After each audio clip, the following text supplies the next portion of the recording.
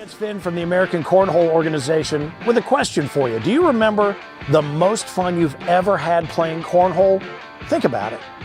You might think you do, but you don't. And you know how I know? Because if you're not a member of the American Cornhole organization, you haven't had the most fun you've ever had playing cornhole yet. You're just a couple of clicks away from joining the worldwide cornhole community, where you'll be able to play down the street or across the country with players of all skill levels and even the pros of the American Cornhole organization, the governing body of the sport and the fun of cornhole since 2005. Head to AmericanCornhole.com to learn all about the ACO and how to become a member of a local group near you. The most fun you've ever had playing cornhole is waiting for you. So, is it time to take your game from the sidewalk to center court? We can't wait to find out, and we can't wait to see you. Let's have some fun. AmericanCornhole.com and the ACO remind you, keep on pitching. Well, while we hate to interrupt the previously scheduled promo with that very, very handsome spokesperson, it is time to welcome you back to Center Court in Branson, Missouri for the American Cornhole Organization Season 19 Major Finale. Finn, the loudmouth for the ACO, side by side with Isaac Mazanka, the Mad Maz, as we like to call him, whether he likes it or not. We are here for Center Court action. My man Philip Barnett, the Mississippi Ninja, is out in the main bracket. He's in this bracket. Maz, bracket A, we'll be bringing singles action the rest of the afternoon and evening until we crown a world singles champion here at the final major of season 19. Like you said, Finn, one more to go. A lot of point chasing going on at this event. A lot of kind of jostling in the standings that can happen as the game in front of us moves on here. I expect to see a lot of non-pros competing for those final spots. Right. And these points in this major are going to be so critical in that last end of the year 96. Yeah, a lot of points chasing, as you mentioned. Right now, the chase is on with Aaron Cheatham and Rich Jones. 4-0. Cheatham takes the early lead, and we've got a loaded bracket. Hollywood Page, Hunter McCullough, Nick Gardner, Chase Lester, who's chased half of the doubles champions that were crowned just a little while ago over on CBC Center Court.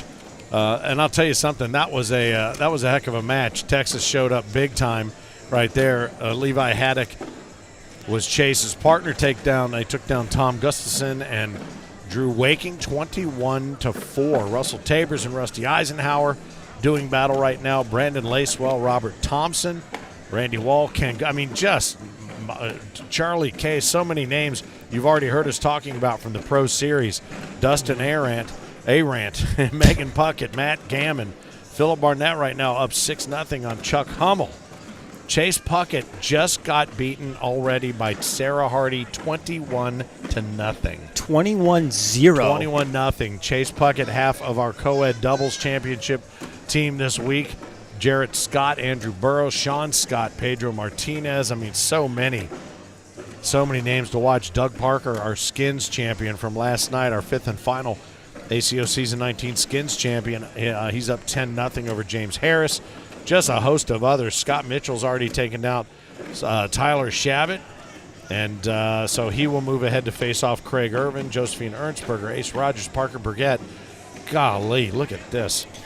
Yeah, we definitely have the treat of a loaded bracket, both A and B. But these two brackets are stacked, and it's going to be a real heavyweight fight, as we say, kind of as his final champion gets crowned. Yep, brackets A and B, and that will bring us to a situation where we have the playoff between the two brackets, the champions of each of those brackets. And we will crown a champion before the night is said and done. Let's take a look. I'm going to open up this second bracket here just to give you some of the names over there, as well as these two continue to battle. Rich Jones down 6-2 to Aaron Cheatham right in front of your very eyes. Richard, one of our ACO B4 subjects, he sent us some of his old softball stuff. He was one of those weekend warriors. He got out there and played some seriously competitive softball, and he finds himself with a few to hit out of the park still to catch up now, down 8-2. Let's take a look here at bracket B. Stephen Cheatham, Nick Burgett. I mean, you're seeing so many family names split across brackets. Jacob Coleman, Patrick Barger, Kim Dice, Sean Priest, Tom Fulton, Martina Belt, Tommy Hewitt, Tom Gammon, Nate Stevens, Hallie Clark, Bryce Jefferson. I mean, man, oh man, you mentioned it. It is nuts what we're looking at here. So lots to get to and lots to keep you up to date on. We'll see if Chase and Levi can recreate some of the TJ Smith Miller magic from Toledo, yes. having a doubles and singles champion from the same team. We were laughing last night about that during the Pro Series. We were talking about Steve Smith, how he was used to competing with his twin brother, TJ Miller. Two guys who may look more different than one another than anybody else in the entire organization. But it turned out in Toledo, they became twin brothers. So bringing families together is what we do here. Absolutely, absolutely. So 8-on-7, nice little comeback here from Rich Jones, and lays one with first bag right up the center. Aaron very content just to run bags. This could be a track meet and kind of see who blinks first as he puts one on that right-hand side. Left one off the board, coming back the other way, and just kind of looked off to the side as if somebody over there did it. Ooh. Boy. Avoids a mistake falling off. We wash with 10s. Yeah, the washing 10s, as we like to call them. 10-on-10, 8-on-7 remains the score. Hunter McCullough up on Hollywood Page, 7-0 right now. Russell Tabor's up over Rusty Eisenhower, 9-6. Brandon Lacewell, who's had himself a really good co-ed at least this weekend, up over Robert Thompson, 18-0. Jeez. I can't believe that Chase Puckett score. I mean, not to say that he wasn't up against stiff competition, because he absolutely was. But you just don't expect to see a name like that blanked in main bracket here at one of the last premier events we have, and right. 21-0 is insane. Yeah, and Sarah Hardy is quite the player. We got a load of her on center court the other night. But how about Megan Puckett taking down Matt Gammon 21-1? Jeez. So these losers brackets there's going to be a lot of people in the losers bracket going, oh no. Yeah, this is not the ideal situation after losing our first game. See, right? So Taters exchanged as these guys go down to collect their weaponry, and an 8-on-7 becomes a 9-on-8, and Rich Jones will take back first bag.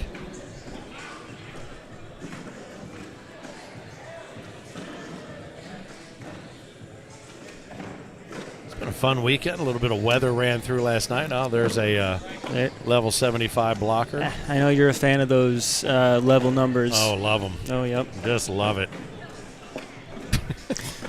What's the one, if it lands in a diamond, what do you call that, the shovel head? The V-block. The V-block. Oh, okay, I should have known. There are a lot of things I should have known. And that front boarded bag is one of the hardest things to come back from, because it's so mental. And you see Rich kind of throws it a little higher those next times to kind of avoid that. And that's why that last bag kind of stopped in front of the hole earlier than it did. Yeah. But it's the hardest thing to come back from, because you're worried you're going to do it again. And Aaron helps him out, and I think that's 7-7. Yep. Bounces one off the backside, so that should be the 7-7 wash, as you said. And, yeah, we talked about that a little bit last night, too, because I think if you just race one right off the back of the board, it's not as psychologically devastating as boarding one up front. Correct. Like that. So smart to have that taken away, because, again, if a bag touches that bag, it becomes a dead bag as well. So smart play there by Aaron to have that removed. And unfortunately for Rich, he's left one out of play up on the left-hand side. We'll see if Aaron can capitalize. He kind of raced out early to a big lead, but has looked shaky in the interim. We'll see if he can kind of stay straight here and pick up some points. 4-on-4 showing right now. Aaron flips it, grips it, waits for his turn, and all of a sudden, Rich finds himself a little work to do. I don't think you get too aggressive with that bag sitting around 7 o'clock. It's not worth the risk if you can't pill it in. Right. I think it's gettable, especially on his side, his arm side of the board. But I think if you shoot off and you give up 5-12 or something like that, that 7 is a lot more costly than the. Oh, I stand corrected. Yeah, well done. Good bag, Rich. Good call. And it's a Washington. And all of that pontificating, and here we are with a 10-point wash. But you know what? But you're right. And if he was left-handed, he would certainly have probably maybe come at it from a different angle. But he grabbed just enough of it. And I think having that bag to bank it off of. We do have replay through the course of the afternoon and evening as well that we will share with you. But 9-on-8 remains the score, with Rich Jones holding first bag after the wash. All that color commentary goes for naught as it's a moot point in the end. Color schmuller. Apparently. Yeah. Let's see what other scores we can bring you up to speed on here. Russell Tabers continues to be out 14-8 over Rusty Eisenhower. Brandon Lacewell, 18 on 4. Let's see if there's any others that jump out at me here. Dustin Arrant took down Timmy Key 21-0. Charlie Case took down Travis Swaim 21-9. These guys another 12-10 for Rich Jones. On. So yeah, Rich picks up another couple, holds on to first bag.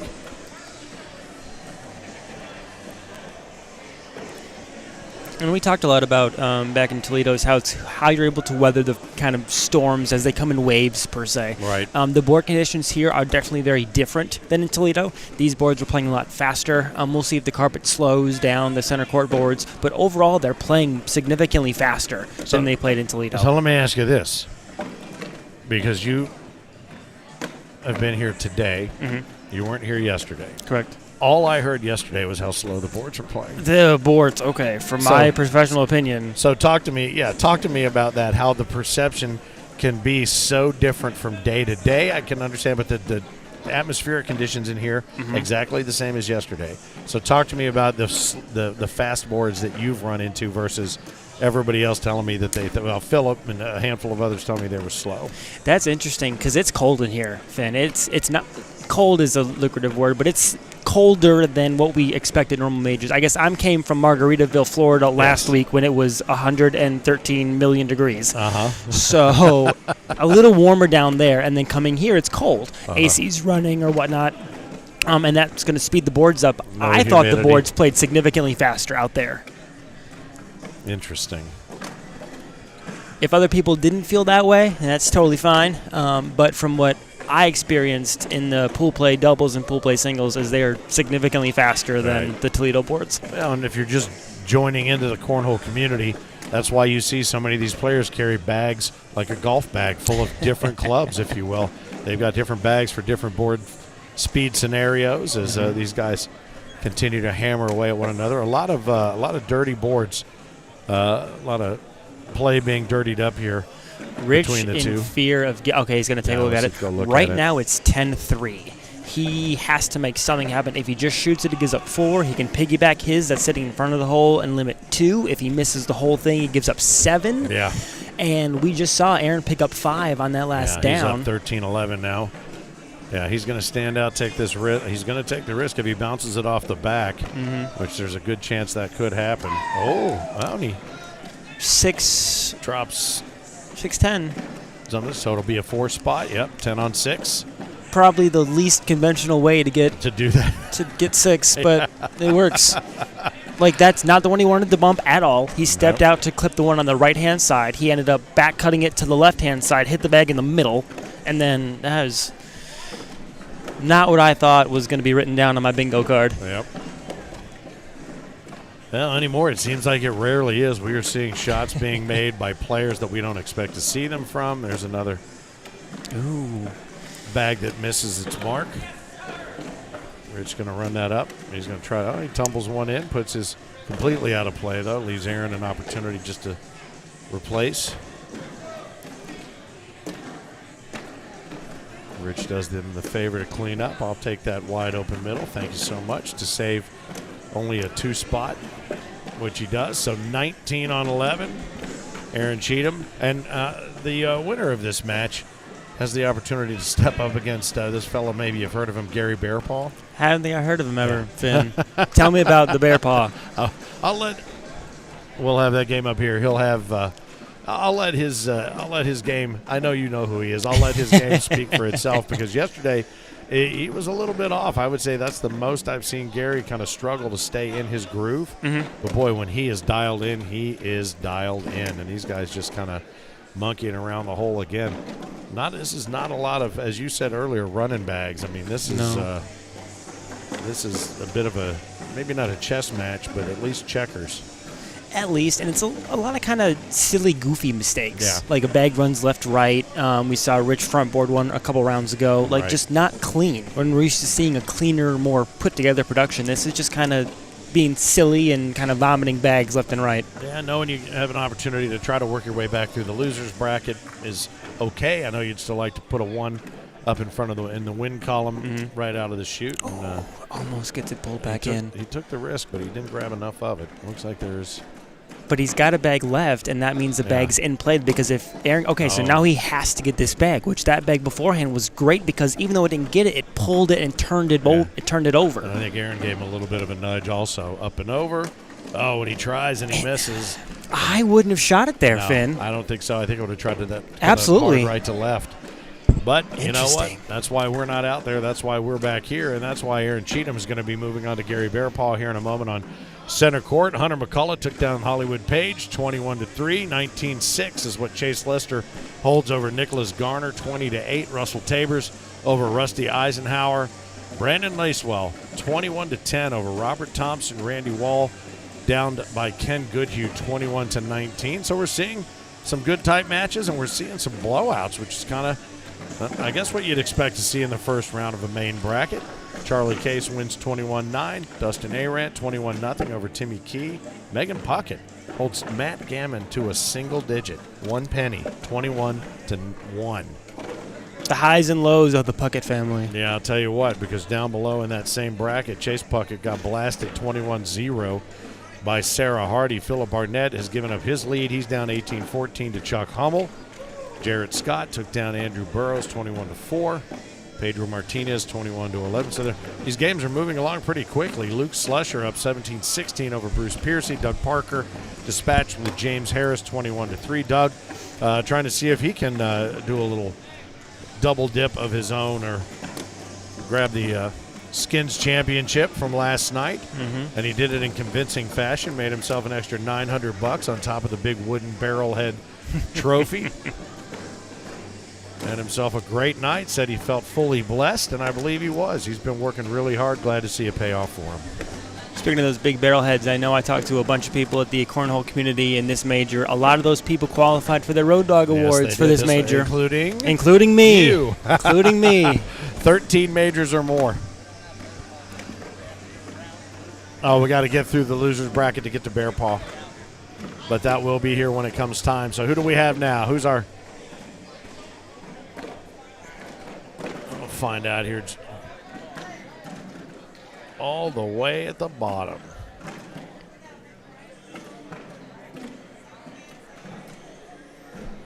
Let's see.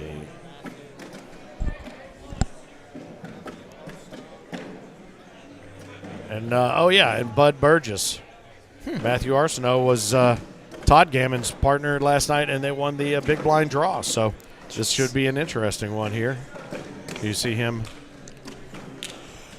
standing in the blue lane as the higher seed. Bud Burgess, the 59th seed. In the black Airmail or Die T-shirt. Haven't seen him throw, but I have seen a lot of those shirts around today. A little dramatic, but it's okay. Yeah, a little bit. It might be a little bit. Just a little. I would say over the top, but then you know who would start yelling at me. Yeah. It's all right, Adam. It's a free plug.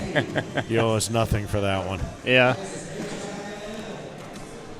So keep an eye on center court here throughout. I know at about 5 o'clock, which is right about now, they're going to start a little something special on CBC Center Court 1. I think first couple of matches here. We may be streaming here in a moment, but the adaptive cornhole, which we began in Owensboro at the Super Major, the opportunity for those who are wheelchair bound to compete side by side against one another, or with someone who is not bound to the wheelchair but playing from a chair. We're working up an adaptive cornhole division here in ACO. That'll be a big part of the World Championships in Owensboro, Kentucky. So some matches going on now on CBC Center Court 1, and hopefully we'll be able to stream a couple of those for you as well. These guys underway. Buffalo also had an adaptive cornhole in there. That was the very first one. Yep. Just like a few weeks into the season, it was fantastic. Yep. Riverworks down there right along the River, that was a very cool kind of a hockey, of course, as you might imagine. Yep. A hockey facility, but sort of indoor, outdoor, a huge place. Massive bar. Really cool little area down in the industrial part of Buffalo. Nice up and over right there. And mail or die. That's right.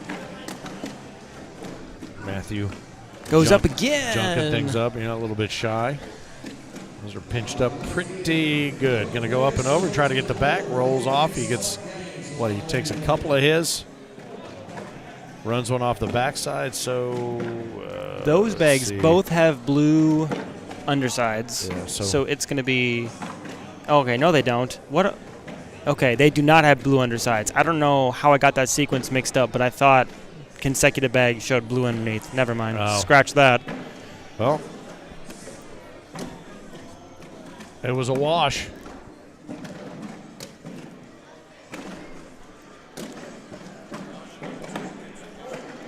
Let's see. Hang on one second. I'm going to go ahead and refresh so we can see your comments here. Bo up and down he goes. Tries it again. Yes, sir. He sent that one to the dry cleaners, and it came back spotless. It was clean. I like that idea.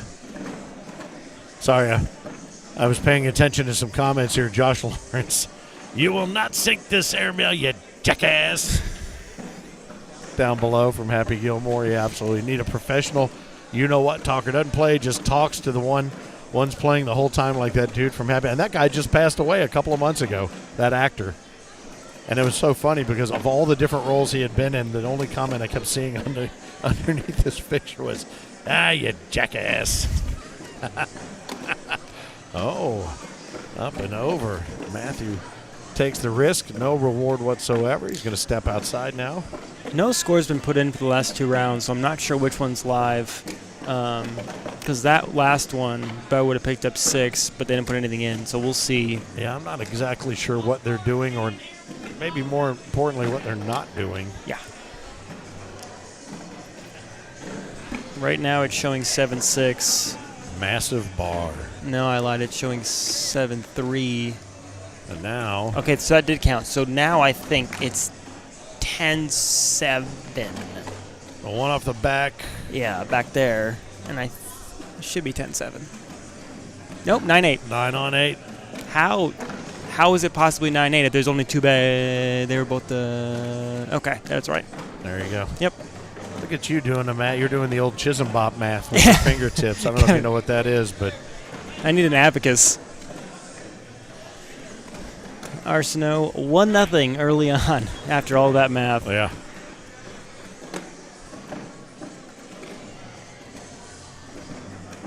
And we'll see if this game is a little cleaner than the game we saw earlier between Aaron and Rich. And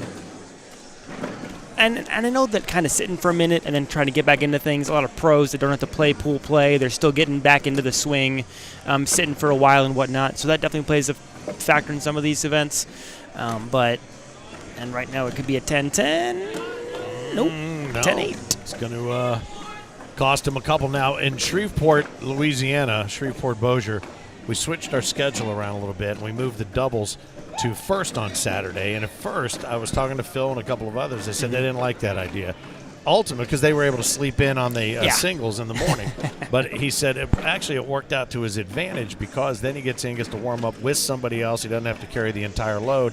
Then he can take a break right before singles because he knows he's already in the main bracket, and that helped him out a lot. And I think that a lot would agree that was a good move, and Scoreholio, certainly the technology has allowed us to do that. Cleans that one up nicely. Does Matthew, but stuffs up the hole. And based on the feedback that we've kind of seen and heard and experienced, I definitely agree that the players are a fan of the new format more with doubles and then singles. Right. It also lets singles pool play get started while the pros are finishing. A lot of times there's pros in the final games of the doubles events. So singles pool play can start because there's no pros in pool play. It lets things kind of continue to facilitate and run. Right. And we did see a little bit of a hang-up in doubles there, which caused us probably about a 45-minute delay. But that was a 12-on-7, a 5 spot picked up by Matthew Arsenault. Again, half of the big blind draw winning team last night with Todd Gammon late into the evening.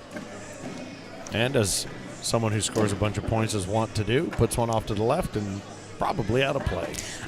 Oh, no, he's I probably, don't think he might so. be able to get yeah, no, especially the way he's stepping out here. I think he can clip that bag. Yeah, I didn't think he had that much of the hole available to him. Now he can run them up and get them. He should be able to run through it and get them both. Oh. I agree, and they're definitely moving in. Yeah, he can do it now. Steps in tight, lets it fly, comes out. Kind of interesting. Newton balls one in. Oh, boy. Bud's bunched them up now. They're pinched pretty good. Just going to come in slick side down and hot. Drops one. So each of them have one on top. Oh, no, it looks like actually Bud's has he got three on top? Oh, there we go. So that's 12-6. Easy to see now. Wow. 6 more. He's got two sitting there. Oh, no, just three. One sitting there. All right. Wow. 12-6, yeah. Wow. All right, so Arsenault jumps up to 14-0 right now.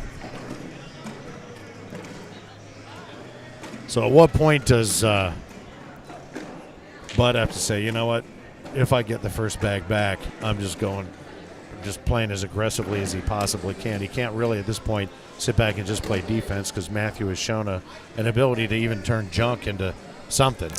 Yeah, there have been a couple of rounds that I thought it's going to be a 6-on-7 or a 6-on-6, and it becomes 12-6 because he's able to kind of collect the whole pot.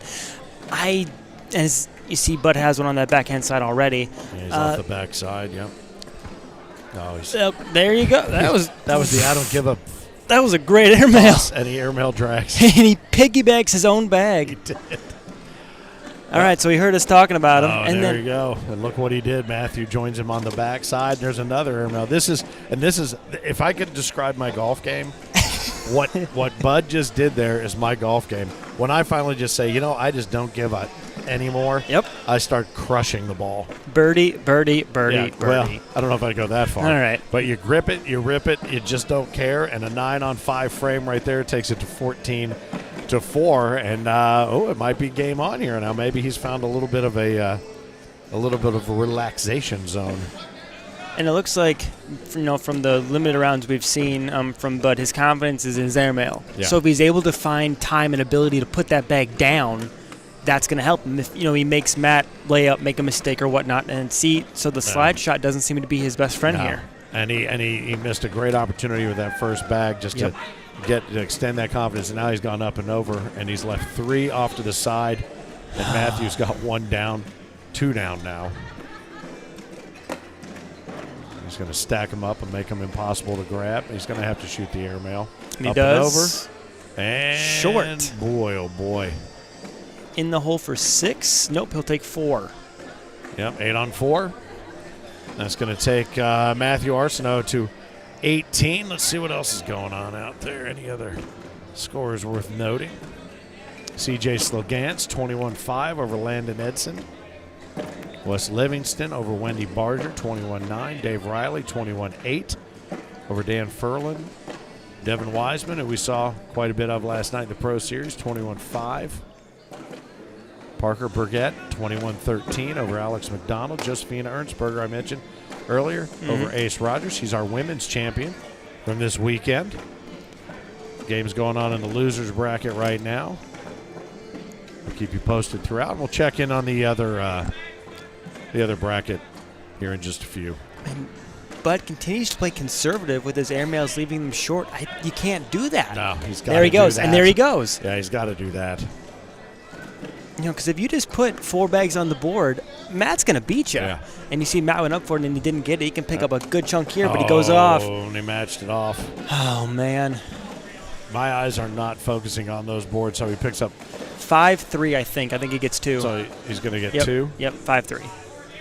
Yeah, all right. So that takes him to the magic number 20, the hardest point to get in Cornhole, arguably the last one.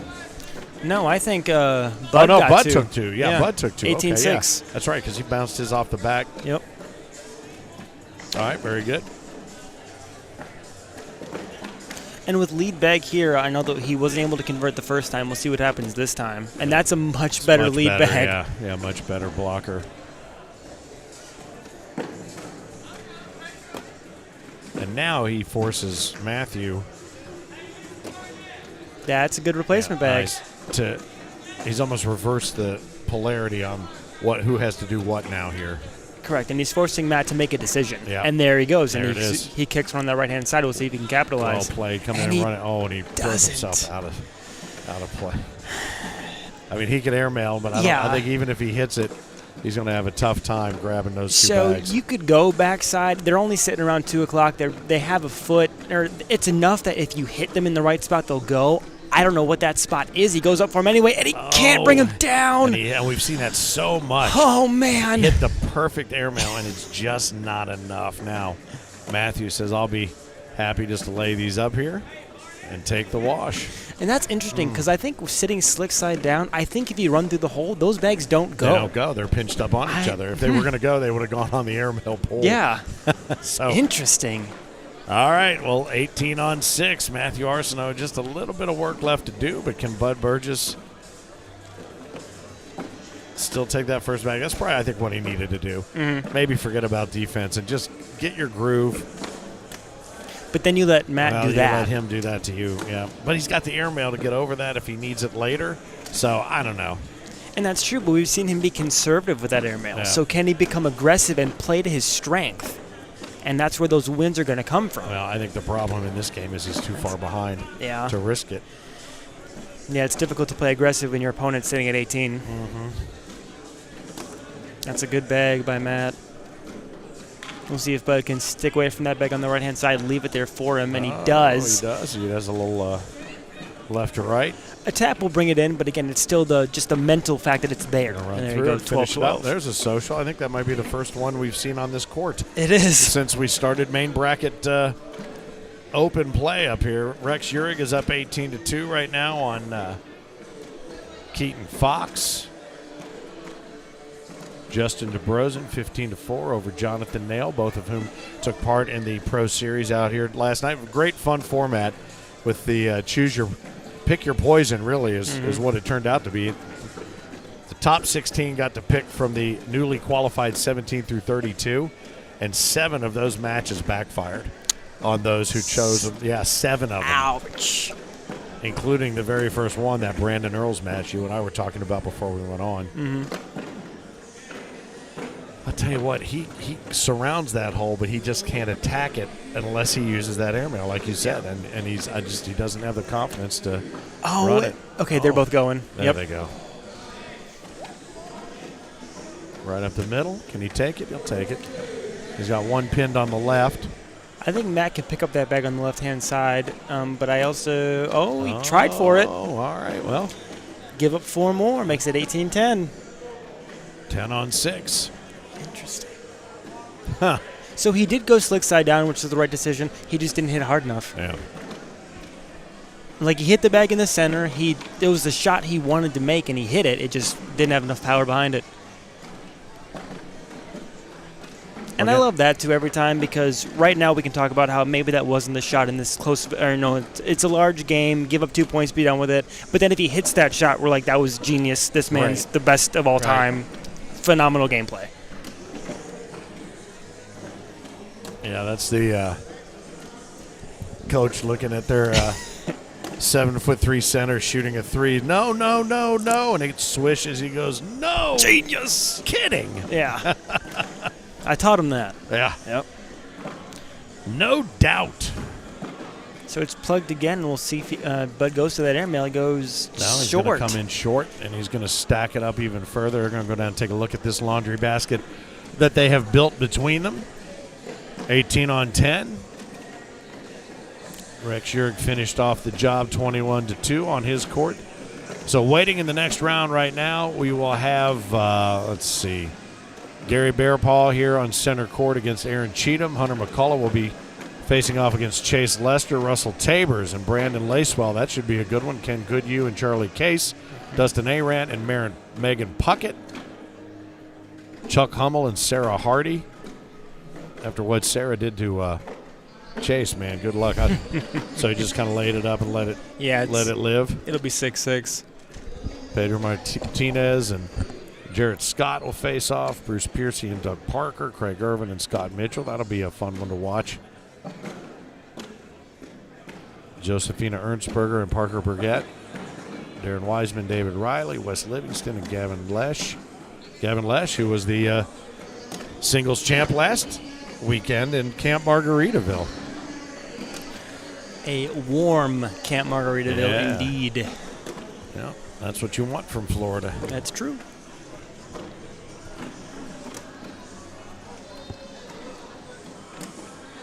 It's a good bag from Bud right there. Yeah. That one laid a little lower than he would like. Interesting. Yeah, so now he's got nothing left. Matt's going to have to go over it or roll over the top. Yeah, I thought he might try to roll up and over and split them, but take that wash again. I wonder if Matt has. I haven't seen a roll bag in Matt's arsenal, in Arsenault's arsenal. Yes. I haven't seen either one of these guys play enough to know what they do or don't do well, but I did pick up, as you said, that Bud certainly, when he trusts that airmail, it has delivered for him. And he's got a. I don't know how he gets. He's got to keep himself out of the situation where he has to use it late, and it risks running off the backside if it bangs off another bag. Correct. Yeah, this is a lot of this. I've seen more of these guys' bags on top of the board than under. And he goes up. Over. Oh, man. He sewed them together. All right, couple drop there, but he's still got two sitting up high. That bag on the right-hand side, we'll see if he goes up to get it. And he goes kind of cockeyed at it. Yeah. Shallow airmail, per se. Moved it into a pretty good position there. If Matthew runs up the middle. Oh, and that was very nicely exactly picked the bag. up. Yep. Very nicely picked up without taking the one that Bud left for him. And that's what Bud tried to do with his bag. Couldn't hit it. And Matt said, let me show you how it's done. Yeah, I'll show you what you should have done there. Sorry about your luck. But now he finally finds himself doubled up now on a magic number 20. Will Matthew Arsenault be able to continue moving forward in the main winners bracket of Bracket A? This could be the frame that decides exactly that. CBC Court 2, they've got, I believe they're still working with Frank and Batman over there to get some more adaptive cornholes going on. Yeah, adaptive cornhole rolling.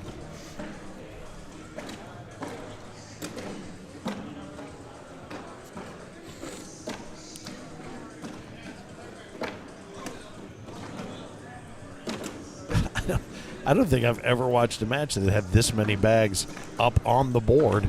Yeah, this is just a slugfest. Inches win the game, Finn. It's. Is it wrong to say it's like nobody wants to win when you look at it this way? Am I wrong? That's what we're seeing. God. So right now I think it's 6-4. So I think Bud's got to get it in. I think I'm seeing a bag on the bottom. I don't know. Oh, up and over, and he smokes the air. There's at least one in the bottom of the hole because Bud just drains it. We'll see if it's 6-4 or 6-6. That came off the zip line across the lake. Okay, it was 6-6. There, so yeah. Right. So he hits that airmail that he tried, and he had plenty of room. Yep. As you saw to the right-hand side there, he trusted it enough to use it to get the wash out of the frame. 20 on 10. Once these guys wrap up this game, we'll give you an update as to what's going on some of the other courts around the arena. It's a good get around. So he kind of rolled his eyes because he wanted to bully Matt's bag more out of the way, but just getting around it is a good start to kind of build that confidence. Boy, I tell you, he has just been his own worst enemy in a number of occasions here. He has.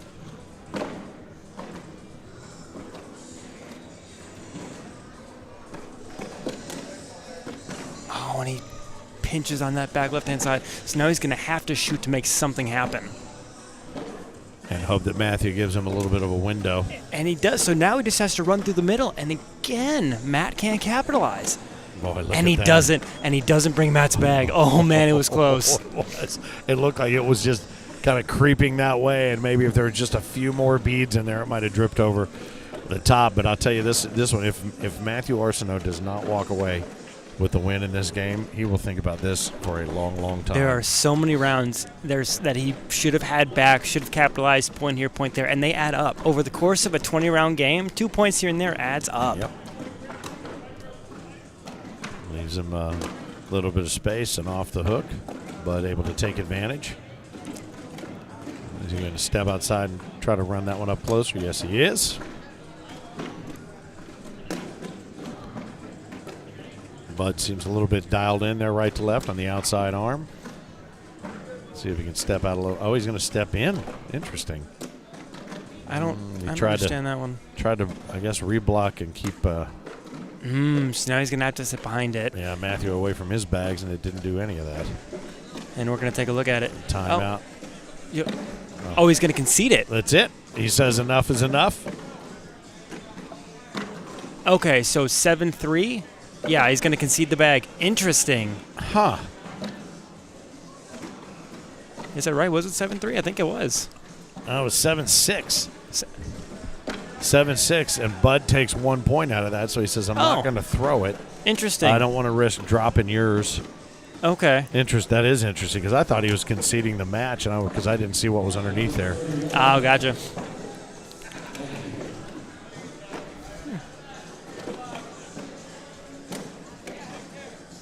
That one should go. If anybody blinks the wrong way, there you go. And now that bag on that right-hand side becomes more important. Nice. Yep. All right. Run it through. Grab them both. Oh, and he leaves it off to the side. And he's shown that he's got this left to right bag, and he lays it up. But that's going to do it. That's all he needed to get it done. So it took a while. It was punching and a lot of counter-punching, but that's going to call it. Matthew Arsenault 21-11 over Bud Burgess, who will head to the losers bracket. We've got quite a few games still to get to here throughout the course of the day. We have 2 brackets set up here in the ACO World Singles Mains in Branson, Missouri. Glad you're along for the ride. Gary Bearpaw and Aaron Cheatham will be up here. I believe that is our next match. Yes, it is. I see Cheatham coming up here. I think the only thing more colorful than his shirt will be the CBC bags that I think the Phoenixes. Is that what Gary's throwing, the Phoenix?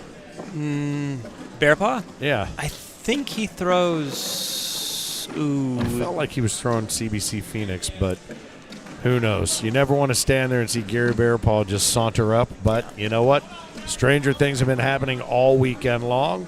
This game's about to get underway as they take a couple of warm-up tosses. Let's see while they're doing that. Let me see what's going on in bracket B, shall we? We shall. Tyler Amos down to Brandon Alsum, 8-7. Hunter Powers up over Cannon Hatcher right now, 7-5. Jeff McIntosh, who threw the best frame game of the day yesterday at about a 140, I think, up over Jacob Coleman, 8-0. Kim Dice over Chip Brown, 11-4. Sebastian Barger over Sean Priest, 8-0. So the Snowman being beaten right now by the Snowman. Scott Beck and Nate Stevens, that'll be a good game right now. Just a couple of eggs yet to crack on the scoreboard there. Yep. But, yeah, Levi Haddock and Lisa Barber, Tom Gustafson and Reef Woodson. Some good ones down here ready to go in bracket B. But let's go back to bracket A, shall we? Where we belong. Charlie Case up over Ken Goodhue, 10-7. Russell Tabor's down 5-4 to Brandon Lacewell. Russell's a grinder, though. He'll find a way. He'll find a way to make that a dog fight before all is said and done. Sarah Hardy, who dispatched with Chase Puckett, 21-0, taking a slight lead over Chuck Hummel, 7-6. Jarrett Scott, 5-4 over Pedro Martinez. Doug Parker, who just had a big win over James Harris, now leading 9-0 over Bruce Piercy. A handful of other matches getting ready to go. We'll get into the lower brackets, and Sean Scott, Philip Barnett, both advancing down in the losers bracket. Philip Barnett beat Chase Puckett. That's his second win over Chase Puckett in as many days, 21-9. Chase is out. That does it. He's finished. Wow. Maybe he had something else to do. Maybe he's over there polishing his trophy from co-ed doubles. I don't know. He don't want to make us feel too bad. No, what's funny is Chase picked last night in his opportunity to choose his opponent. He picked Philip, and Philip took him out. That's one of the 7. Yeah, Nice. Seven of the 16 matches went in favor of the opponent that was chosen. So it was literally a pick your poison. How great would it have been if you would have picked Megan Puckett? Oh, right. That would have been so awesome. Right.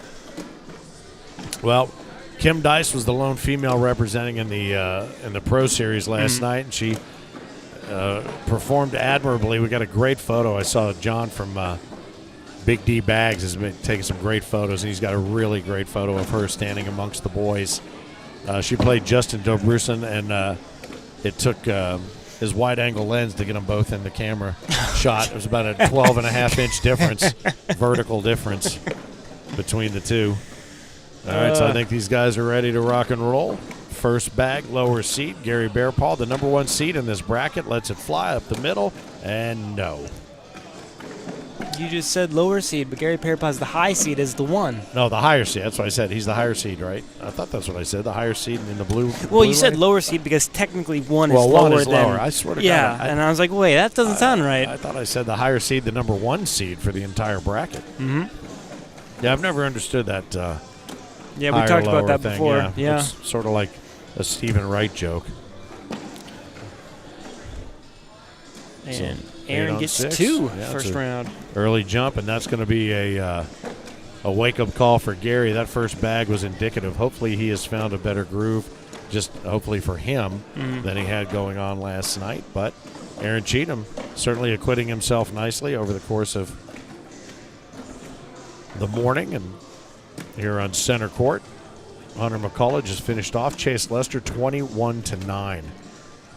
Wow. Russell Tabers has battled back now up 11-5 over Brandon Lacewell. Ken Goodhue down to Charlie Case 14-11. Gary is just running it right up the middle. Letting Aaron make his mistakes and taking advantage of it. Inside arm, runs it around the northwestern quadrant. You're going to pick up 4.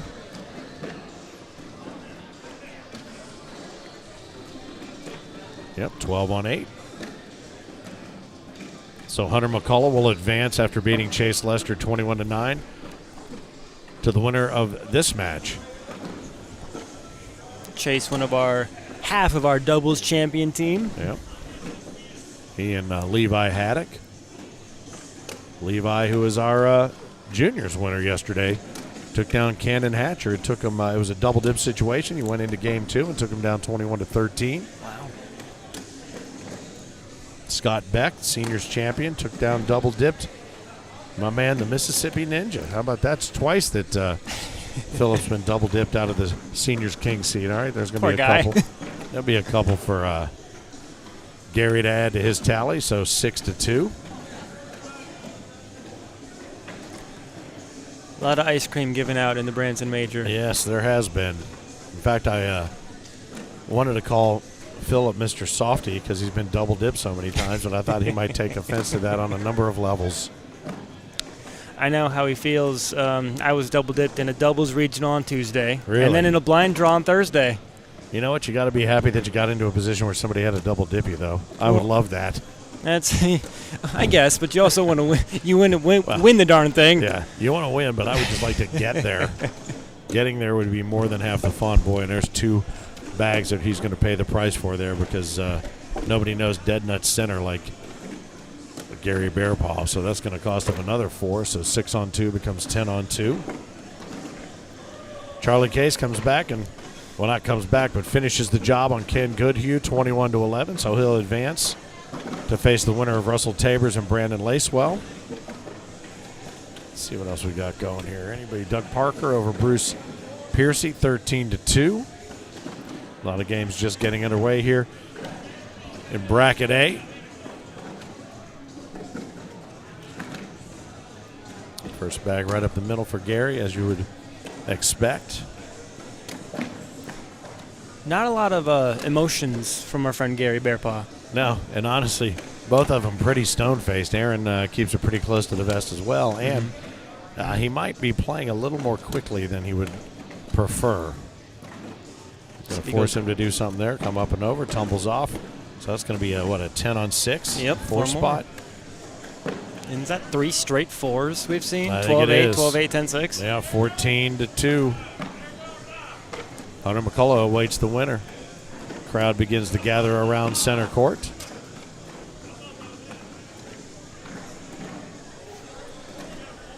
And Gary up the middle. Very ho-hum about it. Yeah. Yep. I'm here. Might as well throw these bags. Similar to Tyler Amos Very similar. a few weeks ago. Ho-hum, showed up, rolled out of bed, throwing some bags. Up the middle. Oh, and he just keeps it on the board. Level 91 blocker right there, and it worked. Look at that. That is an effective blocker. It did. It's crazy. That is insane. You love those blockers. He's going to put it up the middle. Oh, he's going to put it off the back, and that's going to cost him. Oh, my God.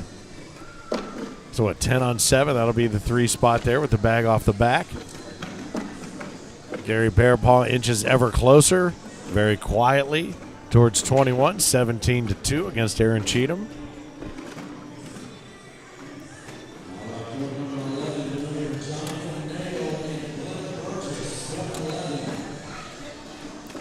And you mentioned quietly, Gary, not a lot of frills, not a lot of, show, just quietly dominating his sport.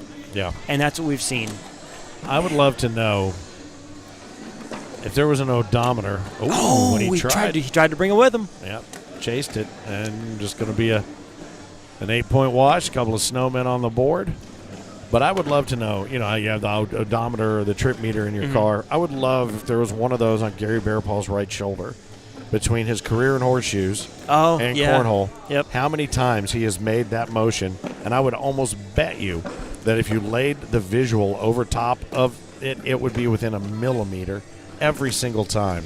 His motion is so fluid and so just, crazy consistent. I mean, this is the least consistent I think I've seen him in a long time, and he's still killing it. Yeah, and he's still throwing a 10+. Yeah.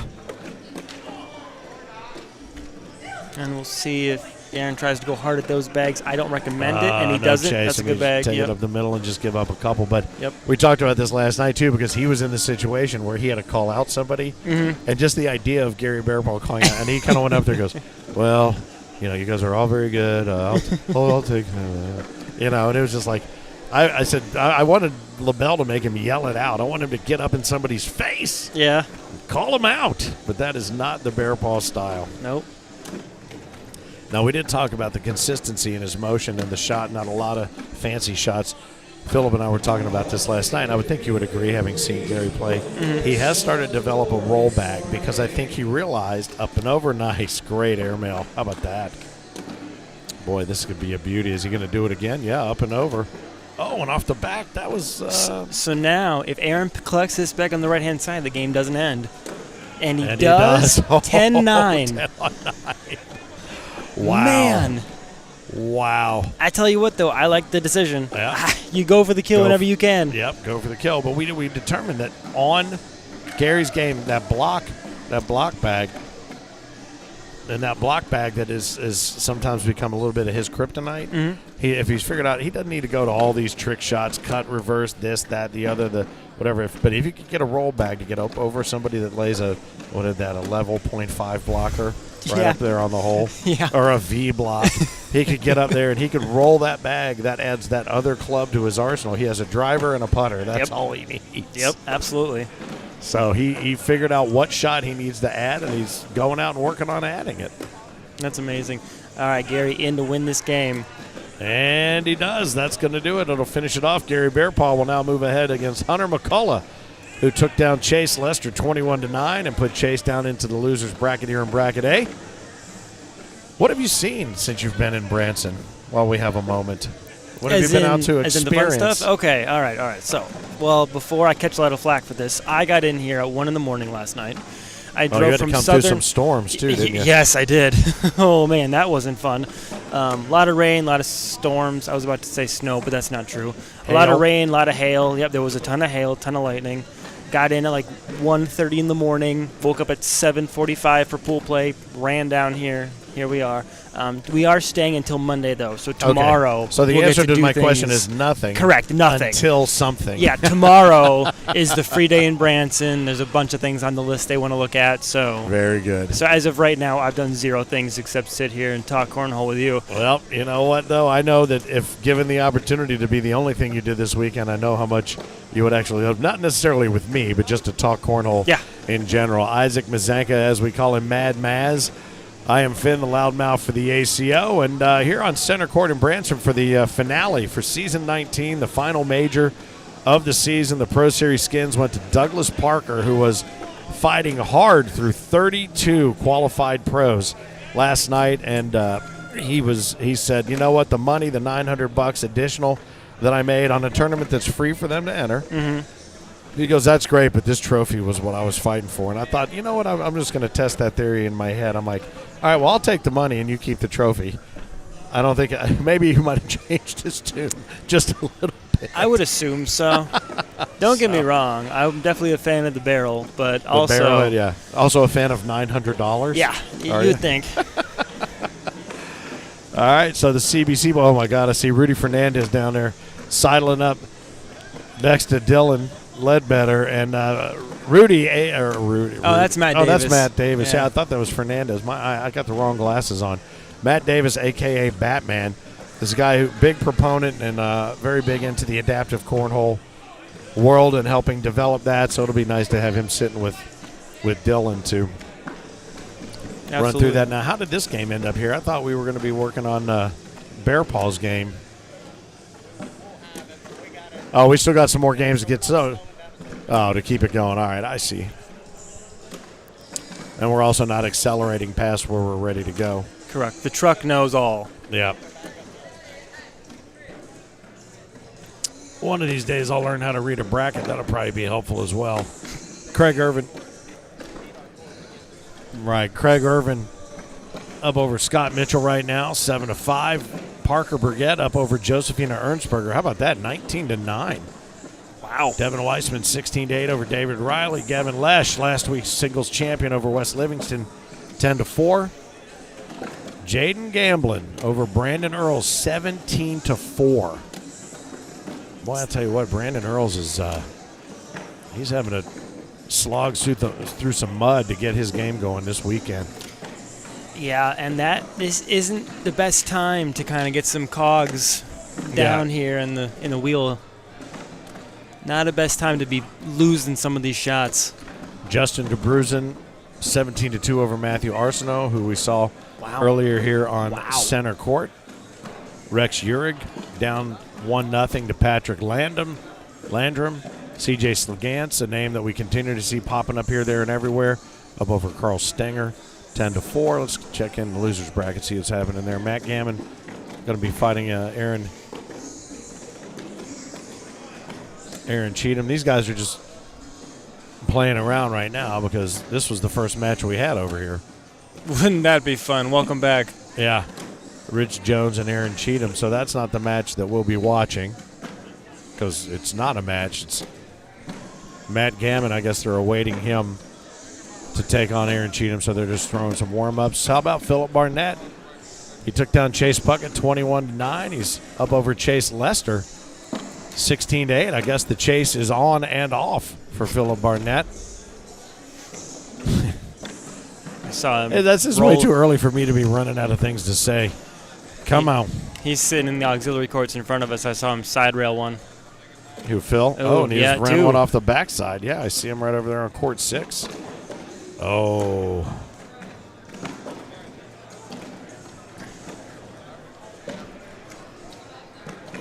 That was rough right there. There was a good opportunity for Chase Lester there, and he picked up a couple, so 16 on 12. Now we'll kind of see if we can keep an eye on what's going on over there. So contrary to popular belief, you did play today. I did play today. Or you were entered. Yes, I had to play to get my road dog qualifications. That's about the length of it. That was it? Yep. Tier 3 champ coming at you. So as you continue to work your way in and into the the ACO air staff here. Tell everybody a little bit about those who don't know. I mean, there's a lot of folks in the cornhole world who have heard your voice and know what you're capable of, at least behind the microphone, if not on the court. But you have quite a bit of experience around the Midwest. Yeah, the Kentucky, Illinois, Indiana, Tennessee region is kind of where we hang out. Done some work with CBC, as you guys are all familiar with. I've been on the air with them a few times. If anybody happened to catch the Indiana State Cornhole Tournament, I was the voice behind the microphone for 2024 for Season 19 Indiana State, brought to you by Brazil Cornhole. So a lot of this Midwest conglomerate is my domain around here. Gotta love it. Well, when it comes to cornhole, the Midwest isn't a bad place to be cutting your teeth. It is not, my friend. It's where it all springed from. No matter which one of those versions of the word you prefer, one of which is correct. I don't know which one. Yeah, I kind of do. So these guys getting a couple more warm-up tosses. Haven't seen much of Matt Gammon. Saw Todd Gammon win last night, the big blind draw, but haven't seen much of Matt.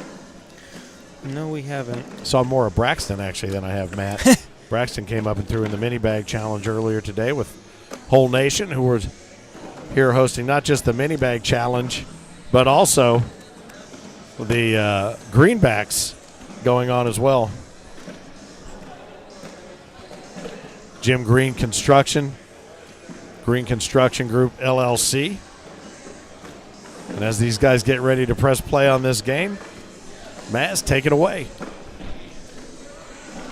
Todd Gammon in the red lane. You guys have seen Matt Gammon. Finn walks away and I make a mistake. Matt Gammon in the red lane. As you see Aaron Cheatham front board one here. And we talked about earlier on the broadcast how that's the hardest bag to come back from, is that level 10, we'll call it, the level 10 block, the front boarding that bag. And we'll see how Aaron's able to recoup and reset himself as Matt can pick up a couple. I'm already making mistakes. And he can't get the 7. I believe that'll be 10-5. It is 10-5. 5-0 early, Gammon over Aaron Cheatham.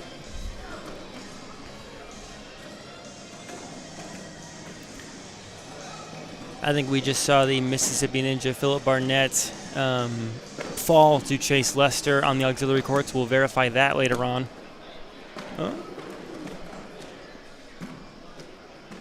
Oh, I lied. Philip took him down 21-12. Congratulations to Philip.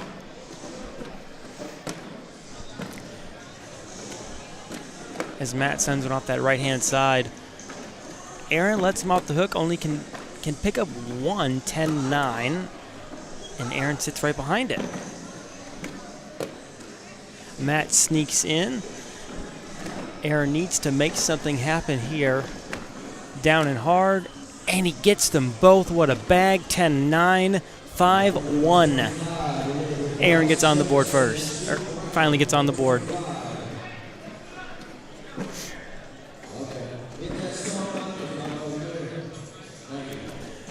Matt Gammon, who we've seen, ACO Pro, Top Gun 20 team. A lot of experience in the ACO, a lot of accolades, a lot of wins. And Aaron front boards one. That's again. And we'll see if Matt can take advantage of it early on. That's second time in 3 rounds, both coming from that outside arm.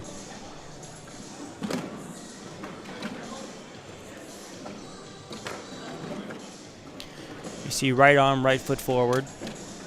Tries to sneak around that Matt's bag on the right-hand side. It cannot, but it does dip a foot in the water.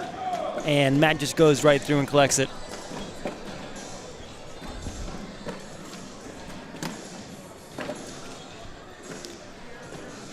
And Aaron let that bag go, and the minute he knew it was off. 10-7. Matt gets 3 more. Makes it 8-1.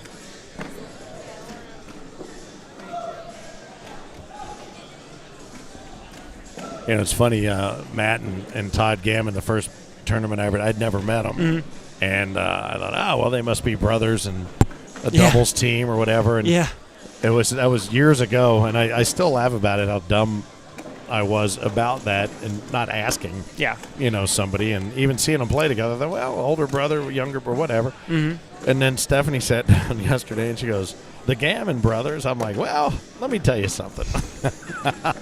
Actually. Actually, it's father, son, little brother. So, but that was dropping right there. Yep. Oh, and then one off the rail. Come on. Aaron has front boarded 2 in the first 3 rounds Really? and then sent that one off. It has not been as clean. I'll tell you what, he's lucky he's only down 8-1 then. I Correct. stepped away there to say hello, and and Matt just has not been able to capitalize. I think that's 8-3. okay, so And again, it could have been so much worse. yeah. Well, and I think we've seen that from Matt all weekend. He's not been able to capitalize and play the game that we've been accustomed to. This season's been a little bit off for him, just I think in general. But I'll tell you something else too. The names that we're seeing kind of come up and out of nowhere, and I know you've seen it coming out of the Midwest. Yep. So many new faces, new names, new games that are really making a lot of noise, and especially in the juniors division, which I know, Dylan and Bill, they said we love covering the juniors because we want to get a sense of these guys working their way up and whatnot. And Absolutely. I said, well, you just let me. I'll be the old man. I'll take care of seniors. I got you. And then we'll split the women's division, which sounds way worse than it's supposed to. But I tell you what, these first rounds, I don't know if it's strategy or nerves or just there's an up and down. There you go. There's the Mad Gammon that we know. And Matt's a lot more of a shot put than I was expecting. Yeah. Aaron goes up and rolls off the backside, another 10-5, give him 5 more. But very shot putty. Yeah. Which I didn't think that's not. Yeah, a lot of different ways to get the bag, 27 and then some feet. But I'll tell you something, some of these shots, and I want to go, I thought if he ever throws me off the broadcast, I'm just going to get a video camera and I'm going to walk around and I'm going to get video of every single person's shot, and you might find 2 that look alike. Yep. Maybe 2, and that's Brandon Earls and Caleb Hurt. Yeah. And that's it. Yeah. Outside of that, some people look like they're having grand mal seizures, and somehow they're still getting the bag to the hole. That one flopped up on the backside of the hole. It's a nice pickup there for Aaron as far as positioning. And Matt says, all right, well, unfortunately, I'm going to go put my bag over here to the left, and good for you. I put one in there, nice pickup there, and clean it up. I figured Matt was going to sit behind those 2 bags. He did too. Didn't. He tried to go right through them, and it just kicked. And he went up to try to pull those bags in. I thought there was no shot they were coming down, but he drained it. Yeah, he drains it, but doesn't catch enough, so that's going to be what, he'll give up 4? Yep, makes it 16-5, 12 on 8. So Justin DeBruzen took down Matthew Arsenault 21-2. He will face the winner of Rex Uhrig and Patrick Landrum. Uhrig 19-12 in that one. CJ Slagance and Jaden Gamblin will face off after each of them won. Gamblin took down Brandon Earls 21-12. Wow. Yeah. And you mentioned Brandon Earls has not been. Brandon Earls. Yeah, we've been kind of trying to re-tinker, apparently, it seems like. He's been trying to having some. We had a weird thing happen last night. Before the tablet was officially up and running, they started and they were keeping score in their head and then added it into the tablet. So we looked up thinking it was their first frame. It was 8-2, and he was down 8-2. And he told me today, he said, that threw me because I couldn't get it out of the guy I was playing. He goes, wanted to just keep score and start going. And he said, it threw me. I said, well, I don't know what to tell you. I know what I would have said, but I don't know what to, but he's too nice. Yeah. He's too nice. So 16-7 is where we find ourselves now. Josephina Ernstberger dropped 21-16 to Parker Burgett. Stephanie coached me on that. Yeah, I told her I'm never going to say it correctly ever again. I'm going to make it as French as I can. Berger. No, I didn't do that. I went Burgett. I added an E where there wasn't. Craig Irvin up 9-7 over Scott Mitchell. Russell Tabers and Charlie Case will be squaring off here momentarily. But we get back to the game at hand. We'll see if Matt Gammon goes. He does go stick side, which is he kind of flips his bag over, gets one bag to fall. I wonder if he goes up here. Yep. He does. Oh, and he gets it to rattle around and drop. I think that hit every single bag that was laying up there. How did that not bring anything with him? It ran around the ring slapping high fives and then dropped. I don't know. Oh, my goodness. You feel like at least one of those would have gone with. I swore. Oh, my goodness. So 16-7. Man.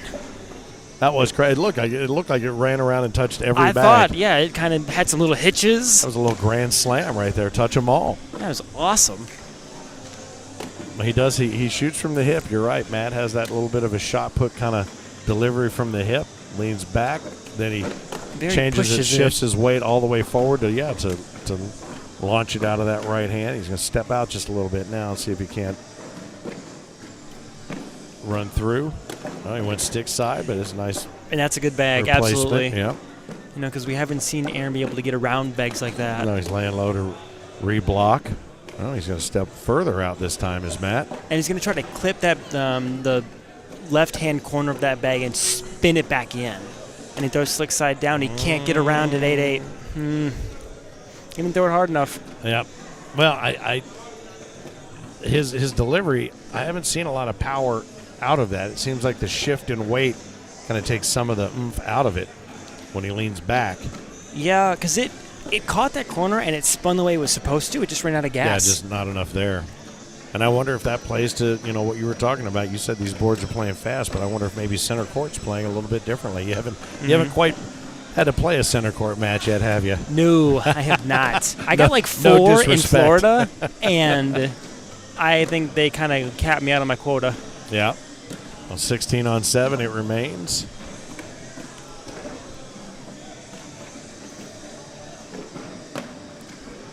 That's a good replace bag by Matt Gammon, yeah. Absolutely. Because then if Aaron goes and sits behind this, Matt's going to shoot over the top of it. Yeah, he wants to take a timeout and go down and take a look at it. There's a moment of introspection, or maybe just straight inspection. I think he goes hard through it. I don't think you're going to get your bags on the left-hand side if you're Aaron Cheatham. I think you try to limit it to 4. Yeah. You give Matt an open lane. If he hits it, he hits it. But I think if you shoot and miss, this game ends. It's over, It ends right here. Well, and even if he just bunches it up, Yep. he's better off than launching it off the backside. And that's exactly what he does. Oh, and he picked something up on top of that. He did. How about that? Did you see him levitate that bag? Yeah, he really my did. goodness. It kind of raised up. It was like a magic trick. Matt for 2. And Matt comes in hot, and that's what he was hoping to do down here, but got hung up just a little bit. But that was a very nicely played couple of final bags between the two. Little instant replay on Matt's bag there to run it up hard through the middle. I was getting set to call that 4 points, and Aaron pulled that bag around. That was fantastic. Yeah, only gave up 2, so Matt Gammon holds the lead 18-7. Philip Barnett awaits the winner of this game as he just took down Chase Lester 21-12, and that seems to be the big upset score right there, either 21-0 or 21-12. Yeah. Little wiggle room, but 21 to a low number we've been seeing a lot of here recently in the main bracket event. By pros that normally don't get blown out. Yep. Well, I wonder what just mental, physical, psychological fatigue sets in this lane here, especially when you know you've got what you need for Worlds. Yep. How hard you're actually going to press. And that's true. Chase Puckett isn't point chasing at this point, but there are a bunch of other younger kids that are. So we'll see, where the hunger, we'll see as the bracket plays out. Right. Who's really chomping at the bit for these, purple jerseys. So another couple points there, a 10-8. Adds a couple to Aaron Cheatham's tally, so 18-9. Refusing to go away.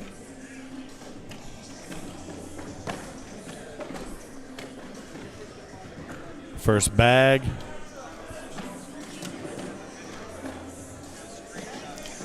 Straight up the middle. And since those early, he had the 2 front boards and he had the side rail, we've seen a cleaner Aaron Cheatham. Yeah. And you mentioned kind of getting acclimated. Okay, well, I'm just going to stop talking. You, sir. All right. I need to put $1 in the jar or whatever we're talking. You just give it to me. I'll make sure it gets in there. Okay. Did you take Venmo? Yeah. I want you to just Venmo me a flat hundo right now and just get it out of the way. Up. and lays low, boards it. And that'll do it. A 10-7 ends this game. That's going to finish it off, 21-9. Matt Gammon takes Aaron Cheatham. Well, actually, Aaron Cheatham gives away the game. Aaron Cheatham took Aaron Cheatham. Yeah. Sorry, Aaron. I feel like I caused you that game. That might have been Mad Maz beats Aaron Cheatham. And that's going to do it. That'll move them along. And, oh, man, I'll tell you something. That really – it's amazing to me how often that happens in every sport. Yeah. The announcer jinx. And how many – are starting to acknowledge it. Yep. Yeah, it really is. But again, Finn, the loudmouth for the ACO, Mad Maz, Isaac Mazanka, right now here at center court on Branson Center Court here at the Convention Center. I see my man Philip Barnett awaiting his next court assignment across the way from us. You gonna give me a thumbs up? All right, 1-1. I saw that. We saw Chase Puckett. Took him down a couple times this weekend. But what a great weekend. Let's take a quick second while we have a moment to recap. This is going to be a good match right here. This will be fun to watch. But Levi Haddock wins juniors. Josephina Ernstberger takes the women's division. Scott Beck takes seniors. Chase and Megan Puckett, the aforementioned dynamic duo, win the co-ed doubles and quads. It was Big D-Bags out of Texas. They've had themselves quite a weekend because Big D-Bag throwers Levi Haddock and Chase Lester took down world doubles just about, about 90 minutes ago. And as we work our way towards a World Singles Championship, who knows where this will go. Now, doubles tends to be more of a Texas thing. I was talking to interesting John Sarzinski. He said, it's interesting because we focus, we always talk, is this a singles game or is it a doubles game? In Texas, they focus more on the doubles. And he said, you guys tend to focus more on singles. So, not surprisingly, he said, my guys are doing great in doubles, don't have any idea how they're going to do in singles. Yep. That's almost their throwaway, where they feel like our doubles is our throwaway. There is no throwaway, but I would tell you, it does. And Frank is the one who basically said this is a game played by teams at tailgates and everything else years ago, but he goes, some of these players are so good individually, why not make it an individual sport and start rankings and tournaments? And that's where it all kind of came from. So interesting kind of dynamic as to how the game is viewed. That is interesting. How the geography changes and the view changes based on where you are and what region you're in. Yep. All right, so who do we got stepping up here? Sarah?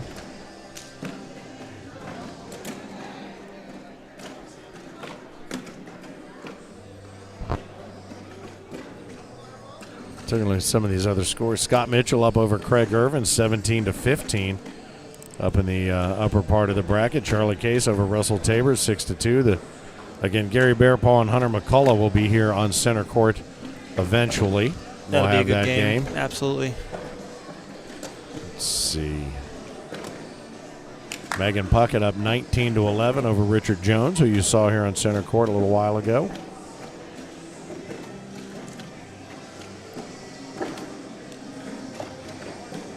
Lucas Soul 15-8 over Josephine Ernstberger. Her day in singles could be over very quickly. Wow. That did not take long for her to bounce to the losers bracket. Well, we saw the same thing when he got dispatched by the Mississippi Ninja. What's that? I'm sorry? We saw the same thing with Chase Puckett when he got dispatched by the Mississippi Ninja. Oh, yeah.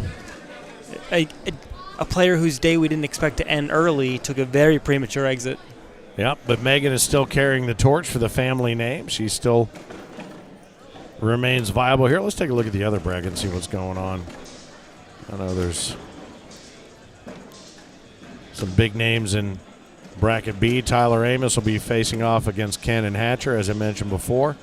Each of them taking second-round wins. Jacob Coleman took down Jeff McIntosh. He will face Kim Dice, who took down Chip Brown 21-8. Sebastian Barger over Sean Priest. He will face off against Michael Hutchinson, who's took down Scott Watkins 21-18.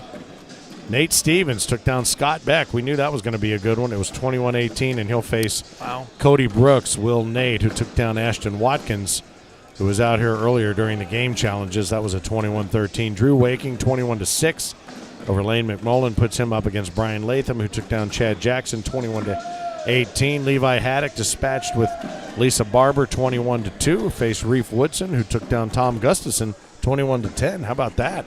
Wow. Gustafson has been in the hunt in almost every one of these, but not having what he would consider probably one of his better days here in World Singles. Rob Tustin over Aaron Lambert, 21-8. He'll face Rudy Fernandez, who I'm sure talked his way to a 21-9 victory over Wyatt Wineka. Scotty Ball, 21-4 over Zach Mitchell. Okay. And there's a couple other games working around. Martina Belt in the losers bracket, down to Hunter Powers, 12-5.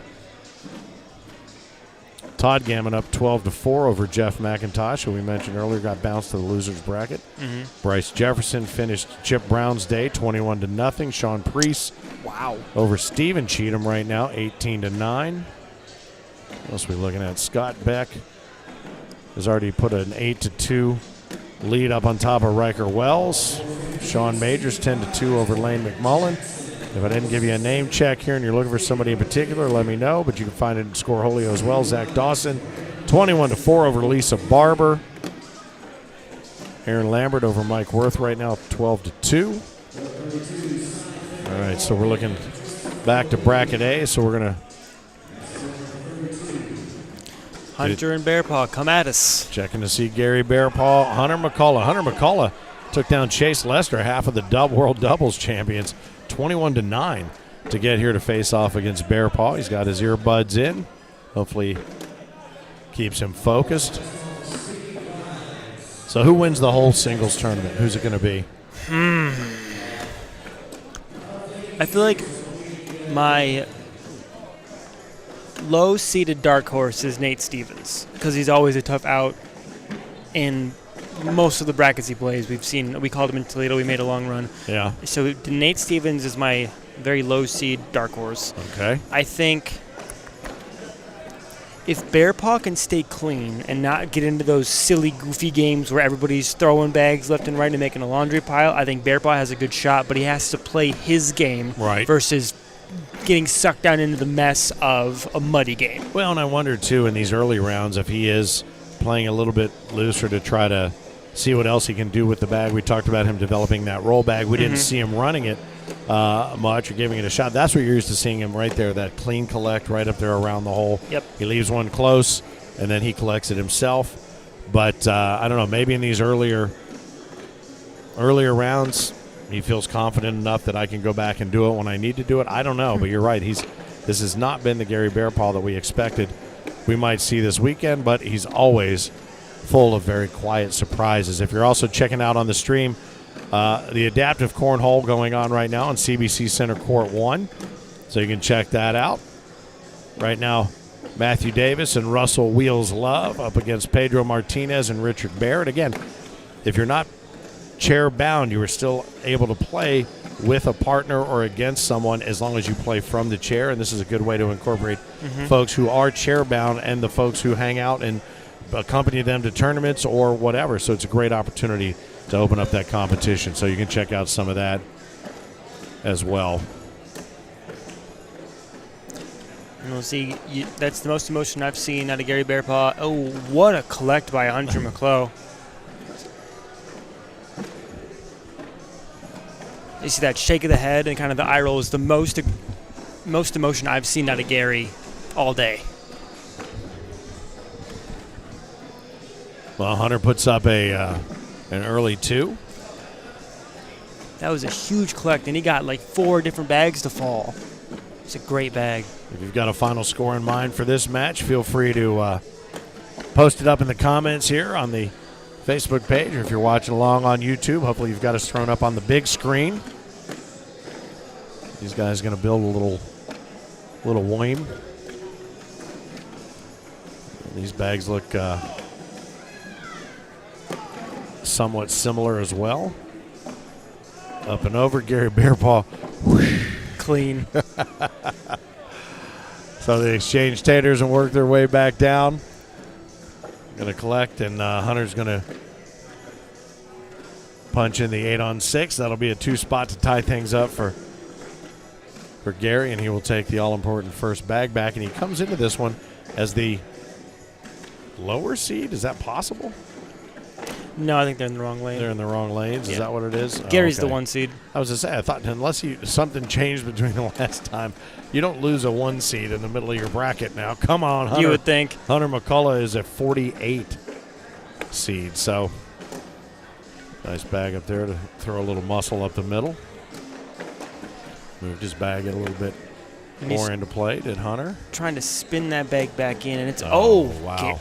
I did not think that bag was collectible, and Gary brought it in play. No, and he made it collectible, and he made his opponent collect it for him. So that'll Ultimate power move. be a 2-spot. Yeah, that's just a reminder of who it is you're standing next to, son. He won't say it. I'll go ahead and say it. Man. 4 on 2. Yeah. I thought Hunter's bag, as Hunter kind of nudged it a little bit, it continued to fall, and then Bear Paw just absolutely not. Nope, Yep. You're going to get my bag, thank you very much. Yeah. And he did.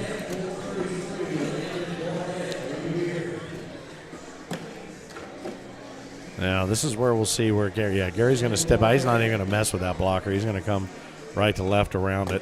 No, and that did what it needed to do psychologically. Well done, Hunter. Going to run it up there, and then off the back, he was trying that hard push to get everything. Yep. Either get both of them or leave one as a blocker, but Gary's That's a good bag. It's still sitting. Okay with that, yep, and he's going to be able to count that one. Is he going to cut? Is he going to split them and just take that one that's hanging? Yes, he is. Left Hunter's bag collectible right there. Oh, and he doesn't get any of it. He doesn't get anything. Is that 10-3? Yeah. Or I think, or does Gary have one off the back? He's got one off the back. Then it's 7-3. So 7-3, yeah. Wow.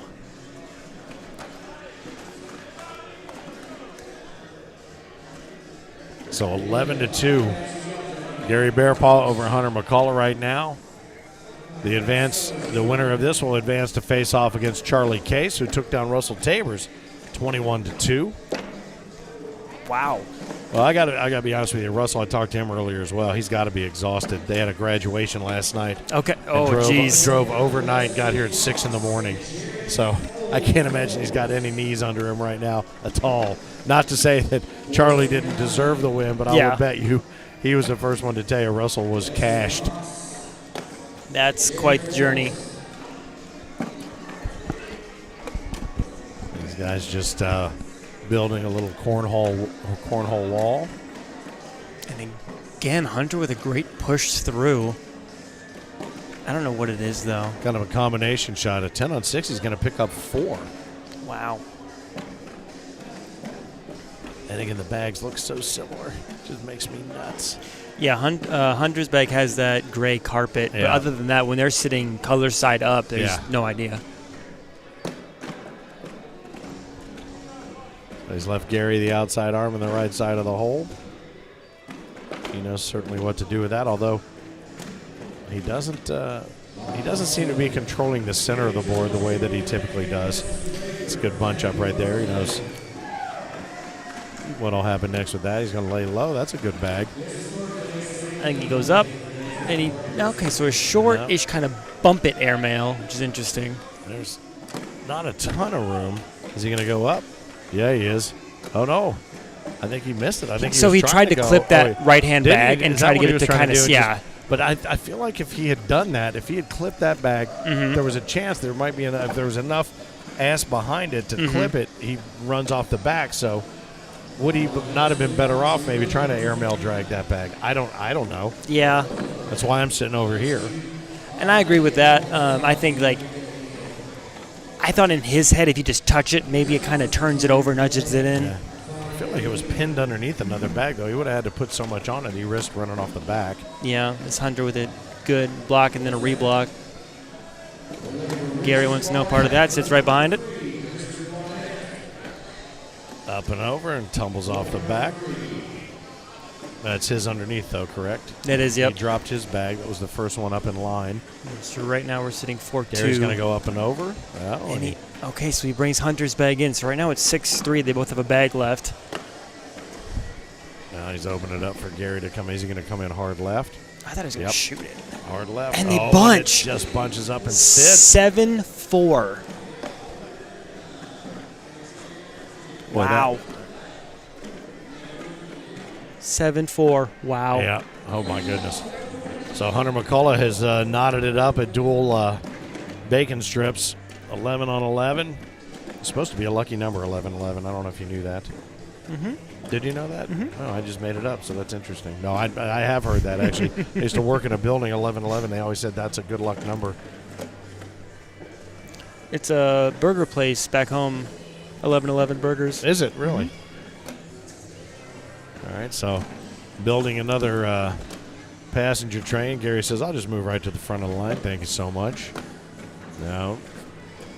Hunter with a good bag to clip his bag in front, also in. Yeah, and Gary says, Make it difficult? yep, you're going to have to work for this one. I'll just lay down here. Thank you much. He's going Just up. shoot for evens. And he piggybacks his own bag in. We've seen that so many times. What a shot. Unbelievable. Let's take another look at that one. As this one comes up and over, and he hits on top, he piggybacks it, It's right in front. bang, and then it falls. Hell, he almost was able to grab enough of that bag Get on the that right-hand third side one. to get that one also. Oh, man. Wow. Great replay. Yep. I love seeing that in slow motion because you start to get a sense of the physics of what's going on with his bags. There's one that I believe is going to possibly be his undoing. Yeah, and we'll see the mentality and how you kind of be able to come back from a bag like that, especially against Gary when he hits that kind of shot. Mm-hmm. Like, just, Gary it's just inevitable. Run it up through the middle and take them both. Oh, But that's a good bag because it makes Hunter make a decision. He's going to take a timeout and look Yeah. at it. Because right now, if he shoots it, he gives up 10-7. If he boards it, he gives up 10-5. well, and down 13-11, he certainly would prefer the 3, but see how much he's got there. He's got pretty decent amount of real estate if he can get it up and over. But then the other side of that is if you shoot it and you push Gary's in and send yours off the back, you lose. So there's a lot of Oh, yeah. scenarios here. But those bags that are up around the hole right now, Correct. oh, he's going to do it. Up oh, and he backside. backsides. How about that? Great Man. shot. He went down to look to see exactly where Let's he take a needed look at it again. to laser that one, and that's exactly what he does. That one was laser. Bang. Focused. Bang. That's a great shot. And it came in with enough heat that if it hit, as long as it hit that back rim, it wasn't going over and out. 16-11, Bear Paw over McCullough. And he loved the confidence there. Yeah. Like, you're down. Gary just hit this ridiculous piggyback, and then you threw the first bag at the front of the board, and then you have to hit an airmail, and you do. Yeah. Love the confidence. Well, because we jinx people so often, we didn't even notice the reverse jinx that I executed there when he had the dirty bag up front. I said that will be his undoing. Bang, airmail. He Yep. held his own. That'll show us. Good sneak around by Bear Paw. Hunter for 2 if he snags that bag off the right-hand side. And he does. All right. Well, you know what? I'll be honest with you, too. I've rarely seen Gary leave as many bags on the board as we've seen so far this weekend. And it's interesting we talk about leaving a ton of bags on the board as he threw a 10. That Yeah. one bag, Well, here and there. And that's Eights, the thing. We you talked know. about he's not having a great weekend, and he's still throwing in the 10s. Yeah, That's, I know. That's what's just mind-boggling to me. That's and where he- the ultimate respect comes in as a player. Yeah, and he might be the guy that looks at me and goes, no, I had a good weekend. I don't know who you think you are telling me I didn't have a good weekend. Yeah. Hunter trying to just kind of blow through that pile. Let me tell you something, boys. If I wanted to see big piles of bags on the board, I'd play. What Come on, a look at bag. that thing. We'll maybe take another look at that one. That was... You didn't see it? Oh, you didn't get it? Oh. Well, that one, it kind of went in there and, grabbed a hold of a few and said, come on, let's go. What And a we've shot. seen that from Hunter being able to grab 4, 5, 6 bags in front of the hole and just will them all in. And that's a lead change. That's a late game lead change. He takes that first bag back, and he's throwing with kind of that extra brute force that we thought was missing from Matt Gammon's game a little bit earlier. Mm-hmm. Yep. You talked about worrying about if that front bag was his undoing, and then he takes the lead 17-16. He can thank me later. Uh-oh.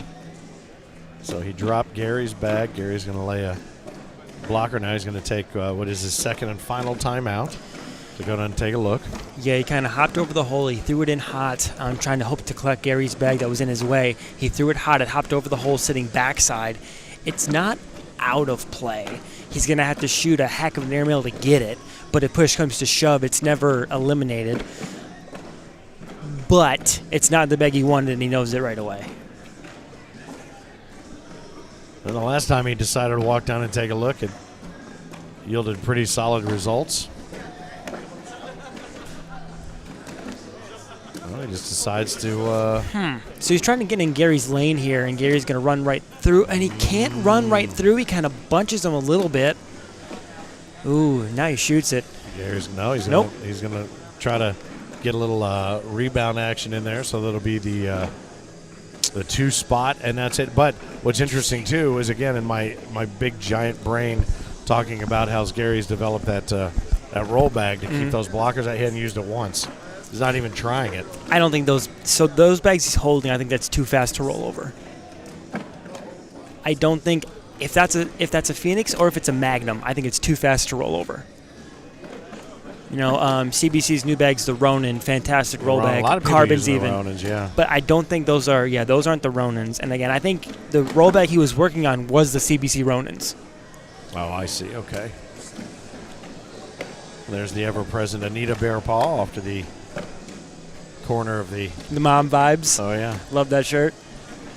Can Hunter collect this bag and wash out? I don't think he shoots it here because he shouldn't. Run right at it.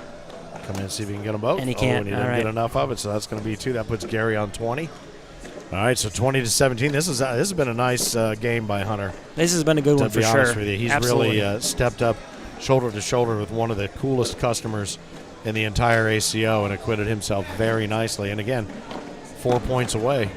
When was the last time you saw Gary give up 4? It's been a minute.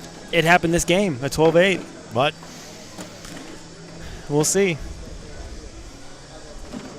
This is where Gary just centers you to death, so you have to kind of play defense even if you don't want to. Yep. We talked about the keys to Gary's success as not falling into playing the opponent's game. Right. Gary makes you play his game. Boy, look at that.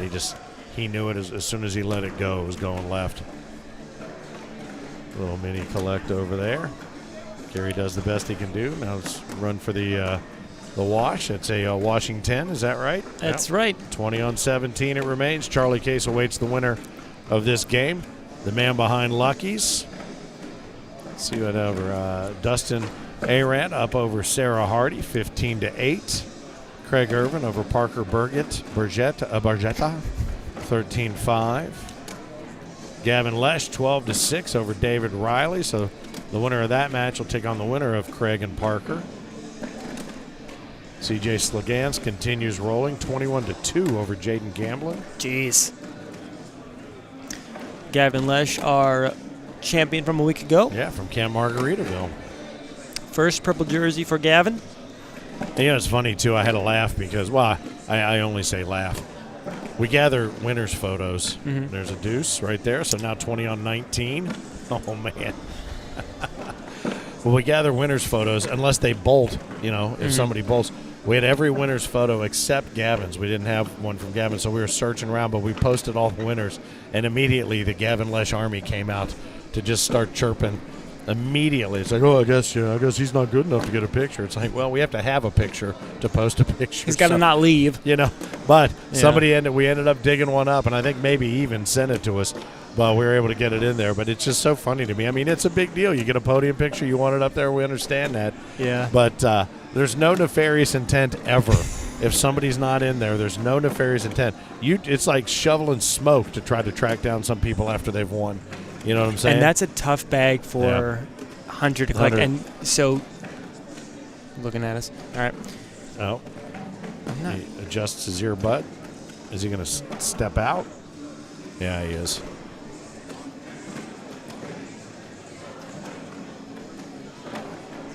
He's slick side down, coming in hot. Oh, and he can't get his bag. He got Gary's bag. Gary goes in to win it, and he doesn't. And he lets him off the hook.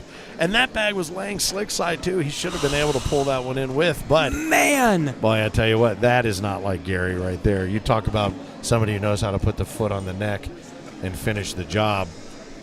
Wow, but that was a great bag that should have done just a little bit more maybe for Hunter. Right And there. we've talked about all game and all day how there's just those messy rounds, those silly, and the front board. Wow. That's it. And all Gary needs is one. Yep. That is the last thing in the world you want to do. Yep. So he can miss left or right, and as Hunter That's puts it on the left-hand side, this one could end. Yep. He's not Gary even, in the not even win. gonna fight it.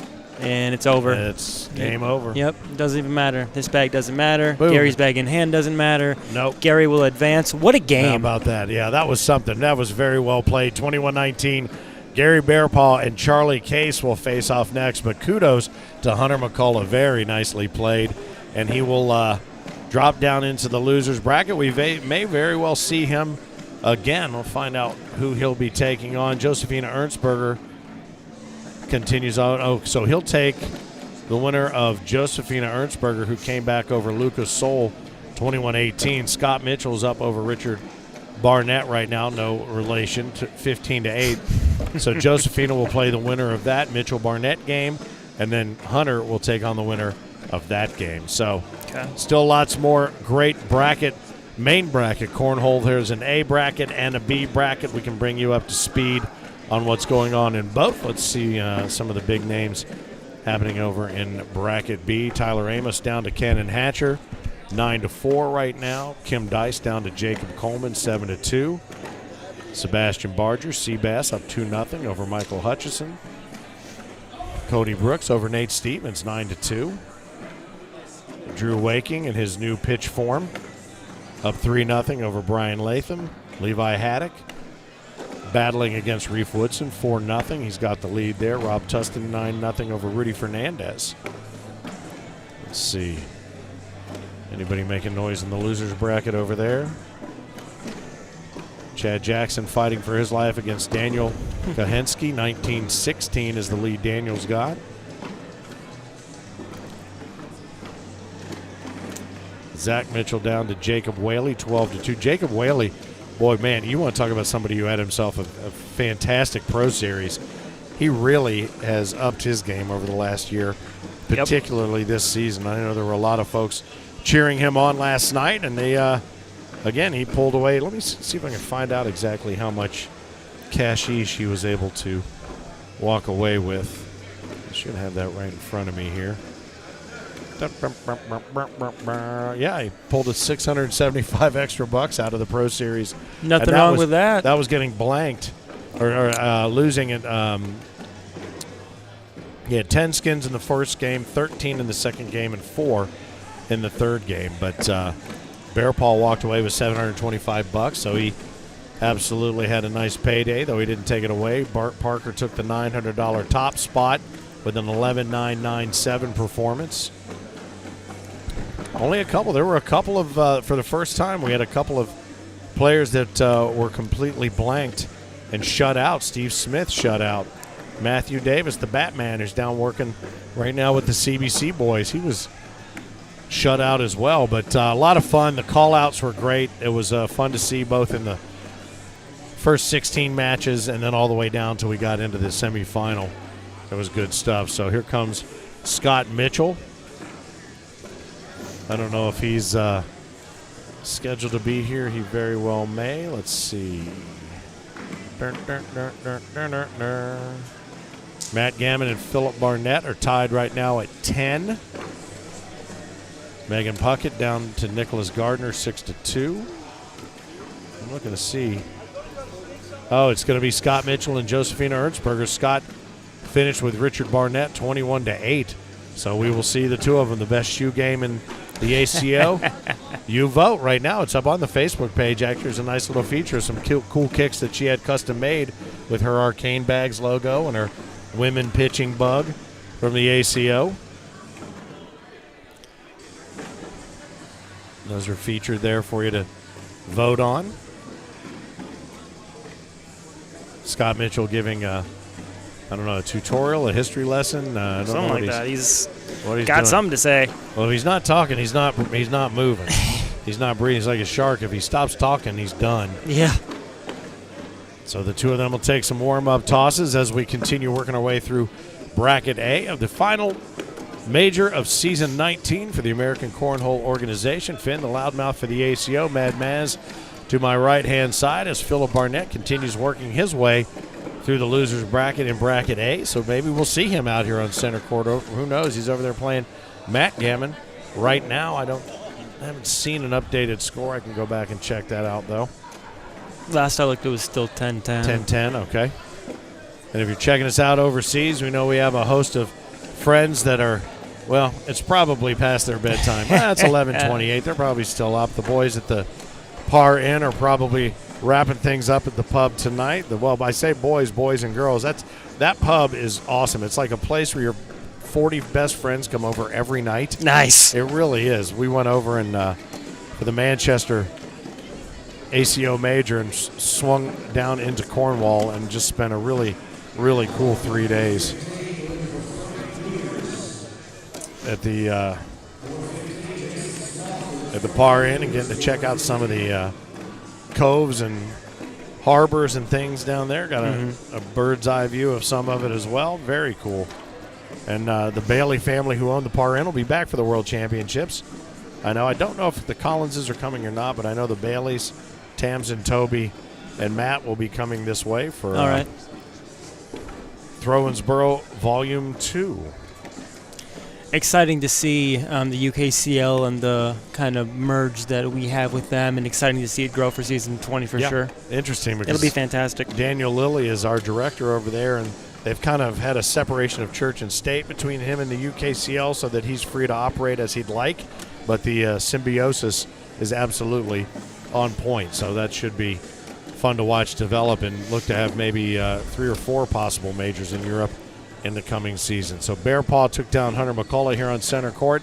He will face off against Charlie Case here in just a little while, but in the meantime, we watch Philip Barnett hold a 1-point lead over Matt Gammon on court number 8, and right here we will see Scott Mitchell and Josephina Ernstberger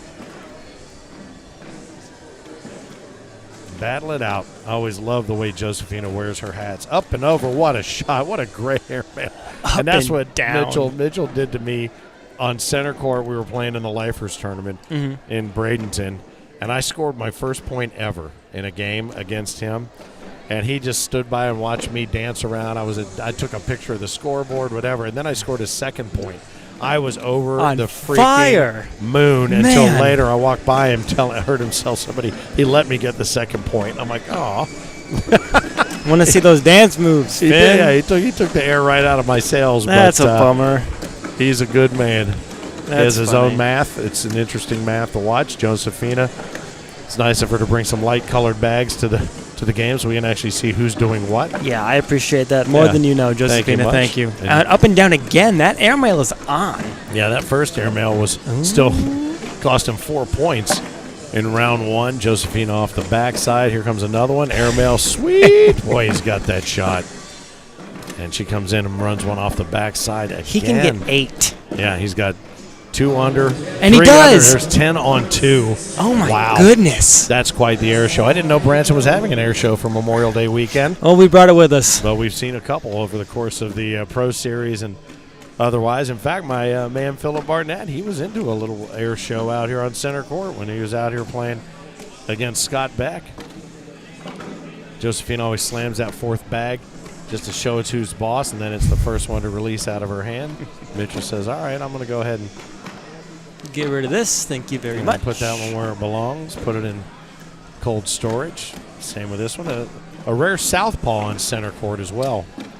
Oh, and he's waiting for Josephina to make those mistakes.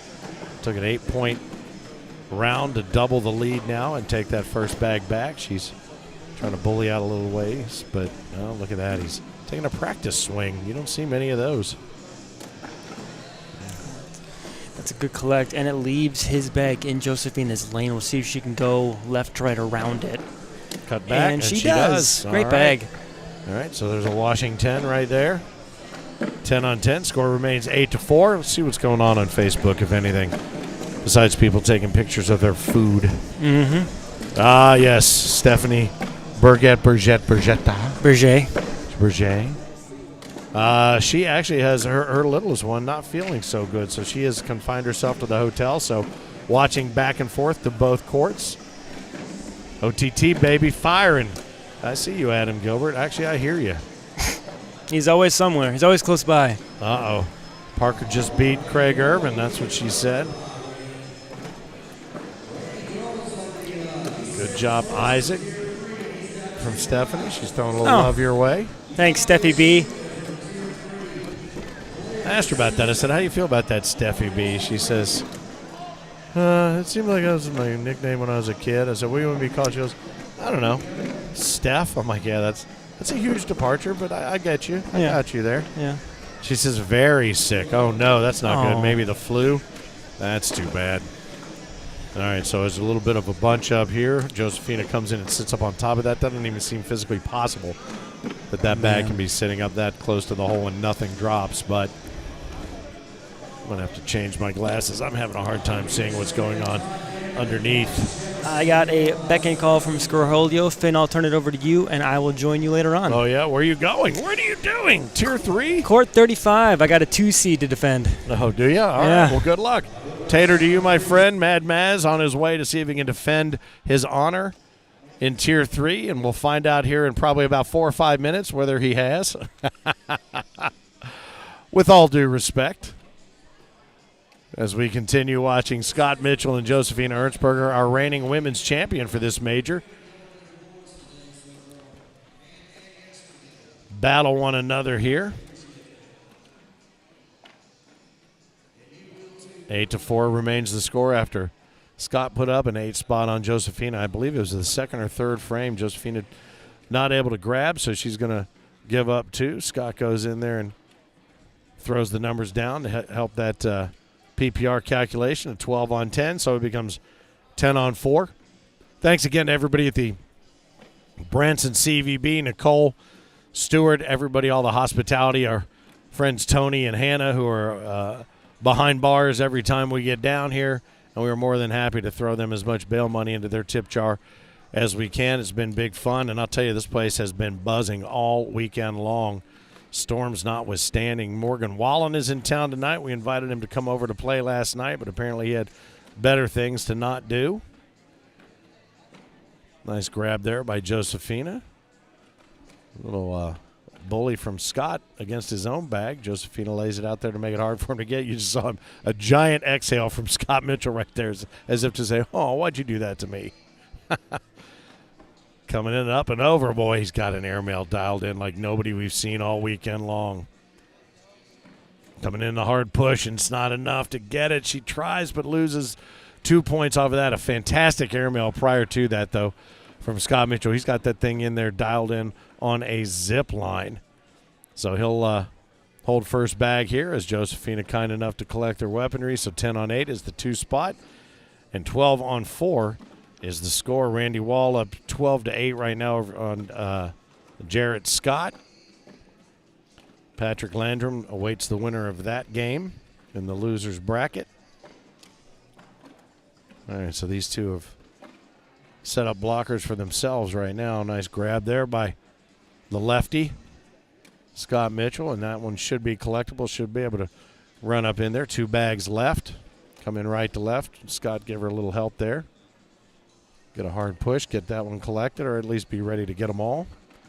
Scott's going to go ahead and run the middle. Those are going to drop. There goes the back one, and she should just be able to run through that. He says, oh, why did I do that? It wasn't you. That was the bag, Scott. Oh, and she gets 1 and loses 2. So 14-4, Josephina Ernstberger, our reigning women's champion here for the finale of Season 19, the ACO Majors. We like to wrap it up on Memorial Day and make it a memorial and a memorable weekend for you, those who are watching through the course of the weekend. And I would tell you, too, we talk about this, everybody getting together for picnics and parties and this and that, but always take a moment to remember what Memorial Day is really all about. All gave some gave all, and don't forget the families involved, as well as salute to those who have served, those who are serving, and the families that support them from everyone here in the American Cornhole organization. We proudly wear the red, white, and blue as our way of paying tribute to those of you who give as much as you do. So, again, a salute to all of you on Memorial Day weekend, and to those who went before us to give us the opportunity to get together and do sorts of things that we do just like this. Salute.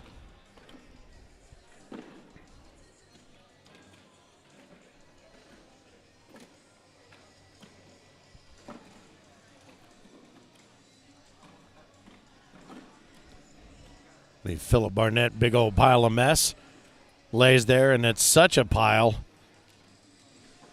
that Scott wants to go down and take a look. There's a bunch of hole available, but he's got one of Josephina's bags on top. Now she's showing him where to put it to put her bag in. That's some good coaching. Good coaching. I love it. If they were partners, that would have been great advice.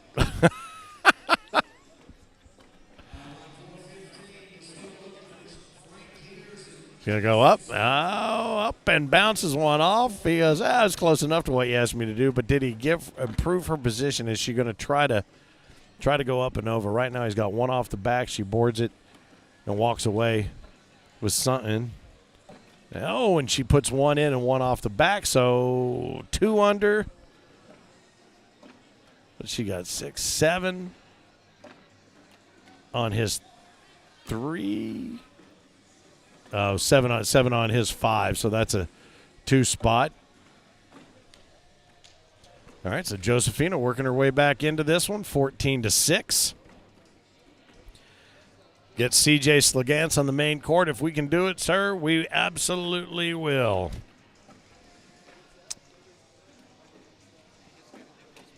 Yeah, we can try to put him here, but he has to do what he has to do to get her done. Let's go, Josie. Brian Monahan, Arcane Bags. I'll tell you, she was sporting some pretty sweet custom kicks that she had made earlier. There, Brian, if you want to check them out, you can see them on the Facebook page, the ACO Facebook page, probably somewhere below this live stream, and you can check out. Does she have the best footwear game in the ACL? You can even cast a vote right there. She leaves one right up in front, so a couple there to contend with. For Scott, is he just going to come in hot, left to right? Yes, he does. He drops 2. How about that? So that's going to be he goes, do you believe I just did that? She says, I guess so. Tater. Couple of Washingtons. They'll gather up, and 14-6 will remain the score. If you've got predictions on who you think is going to walk out, of whether it's bracket A or bracket B or singles overall, feel free to throw them in the comments. Anything you've got. I'm waiting on my man, the Mississippi Ninja. I want to see where he is right now in the bracket. Justin Doberson is up 5-2 over CJ Slagance, but we may be able to pull him in eventually. So if he's able to pull that one out, we'll keep an eye on that game for you. Philip Barnett and Craig Irvin now. We'll bring him over if he wins that one. Craig Irvin and Philip Barnett facing off. Barnett took down Matt Gammon 21-18. So he will not be back here for the time being. So you're stuck with me, and Steph is taking care of a little one feeling puny. Sounds a little bit redundant, but mom comes first every single time. Yeah. Mitchell says, now come on, why you got to do that? Why you got to do that? You know what he's going to do. Oh, why did he do that? Nah, it doesn't matter. Run it through or lay it low. Either one. A Washington as well. What's up, Mike Schaefer Jr.? What do you know? See him checking in. He was looking in earlier on the CBC broadcast. Those guys right now rolling with the adaptive cornhole. Matthew Davis and Russell Wheels Love up 10-4 over Pedro Martinez and Richard Barnett. And again, the way the adaptive works, you run at 24 feet on the boards for the time being. And you can play if you are chair-bound, or even if you're not chair-bound, as long as you play from the chair. It's an opportunity for those who are to play with friends and family who typically go to tournaments with them and feel like maybe they cannot participate with their loved one or their friend. This is a chance for you to do just that. And it is challenging. And Wheels Love was our champion in Owensboro, Kentucky. If you had a chance to see any of that, very cool. It's going to be a big part of the World Championships when we return to Owensboro as well in July.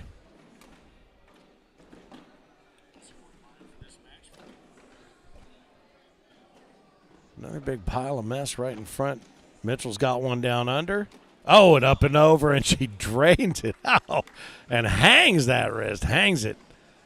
2 down under, 2 on top, so 8 showing for Josephina, 5 showing for Mitchell. You know he's going up. Oh, and it bounces off. 8 on 6. She'll pick up 2 right there. 14-6 becomes 14-8. It is cold enough in here to build a snowman, and she just did it.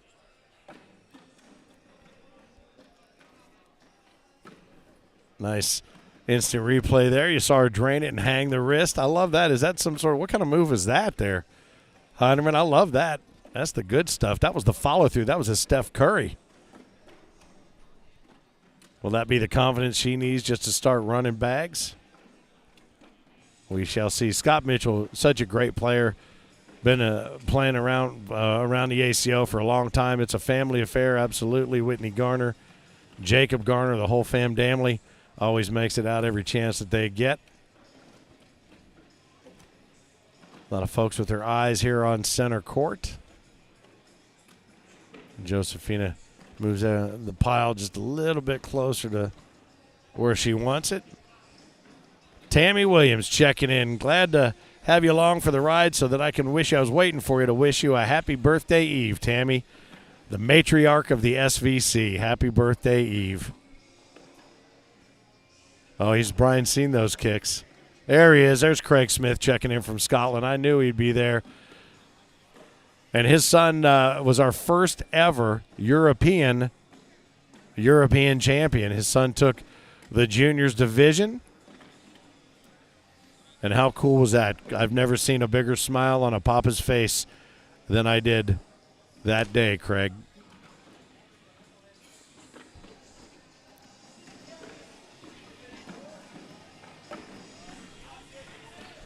What are they doing? Oh, Mitchell Math. That's the problem. This game would have been over long ago if Mitchell Math hadn't taken over. He's going to figure that tablet out, realize that they tied with 6s, and try again. Here we go. Oh, man. I love Mitchell. He cracks me up, man.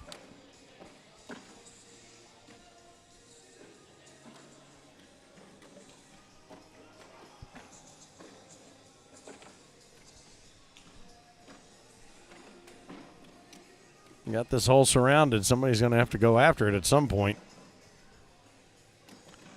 And Mitchell does that, just up in on the right side, uses hers to kiss off of that. Josephina's going to step out and come in hard right to left. Oh, boy. Not only did it not do what she wanted it to do, it did a whole thing she never would have probably expected it to do. She's got a tough road to hoe here. 7 on 3 showing. And again, for those of you who maybe just be joining us and stumbled across this, I don't know how you would have accidentally done it, but maybe somebody turned you on to this. Oh, boy, that airmail was too good. It was too good. So 7 on 6 right now. And a 9 on 6. That should be a 3 spot right there. Mitchell adds that to his tally to take him to 17. Oh, a 10 on 6. Yeah, all right, 18-8, yep. Awesome memories. I agree with you, brother. What a great time. That ACO Europe Major was too much fun. Thanks again to Daniel Lilly, and everybody was out there. From the States, we had 40 players make it over from the States that went over to check it out and be a part of it. I know Craig Irvin and a couple others went out and played at one of the local clubs, which was a lot of fun. We didn't refer to him as the king as much as we do over here while he was over there because he didn't have the security detail.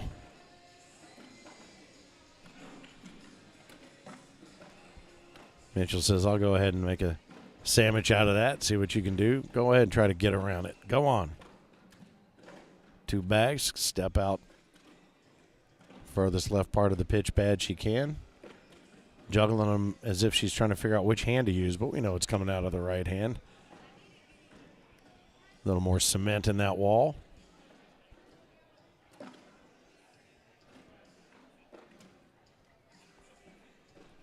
Up and over. Oh, and he drops one. and leaves one, but he's left a little bit of a lane right up the middle there for Josephina. What's she thinking about doing? She always takes out a very deliberate fourth bag, takes a second, juggles it just a little bit up on its side before she takes it sideways. Let's go hard, slick side down up the middle, and can't get it to fall. And that is going to do it, I do believe. Let's see, that is a 8 on 6. Oh, no, that's going to get him to 20. 8 on 6 gets him to 20.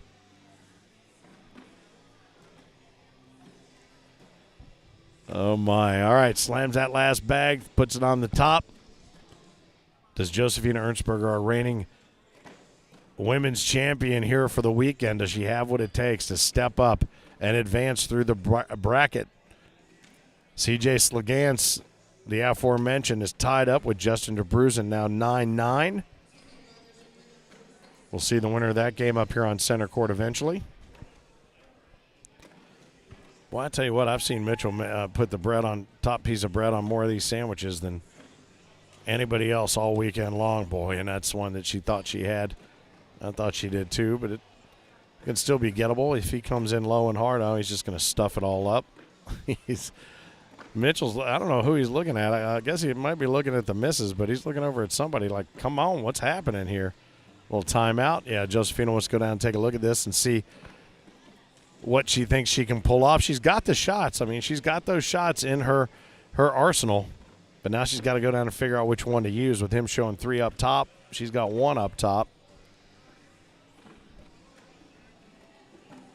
Going to go down and take a quick look. Scott's not going to give her any advice, I do not believe.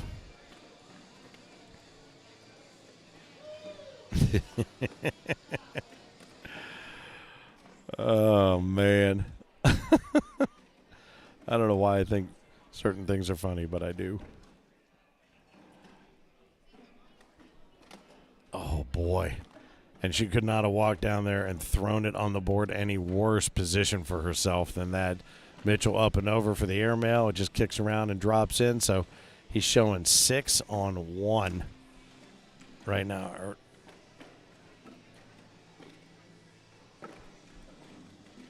What is it? No, it can't be 6 on 1. She's got 1 off the back, 1 on top. But I don't see one underneath. Where did it go? Does she have a magic disappearing bag? That's it, Heinerman. I want air tags on these bags so I can find them from now on. Can you make that happen? Where's the other one on the board? I don't see it. Well, now she's got 2 on the board. I think that pretty much. Yeah, she shakes her head. The purple pony walks away, and she will have to battle her way back through a loser's bracket. Or no, we're in the loser's bracket. That's going to be the end of her weekend in singles. I thought she might work her way back here, but you know what?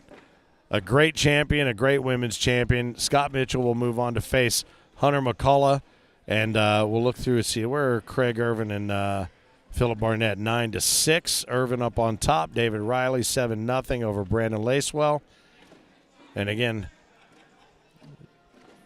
CJ Slegans now slugging it out with Justin DeBruzen, 15-11. CJ holds that lead. Parker Burgett, 21-15. He's the one who did put Craig Irvin in the loser's bracket. Gavin Lesh took down Parker 21-6, and Gavin on a roll. He is awaiting the winner of a game that is yet to be decided. Gary Bearpaw and Charlie Case are going to face off against, or one of them will face off against the winner of Dustin Arant and Douglas Parker. So whoever Gavin Lesh is waiting to see is going to be one tall hill to climb. Absolutely. And he is on a run, like I said, taking the singles championship last weekend at Camp Margaritaville. Charlie Case making his way out here to center court. He and Gary Bearpaw, after the boards get adjusted and the bags get collected, will be underway here on center court. I'm going to go back and check something out here. I want to make sure that I give proper credit where credit is due.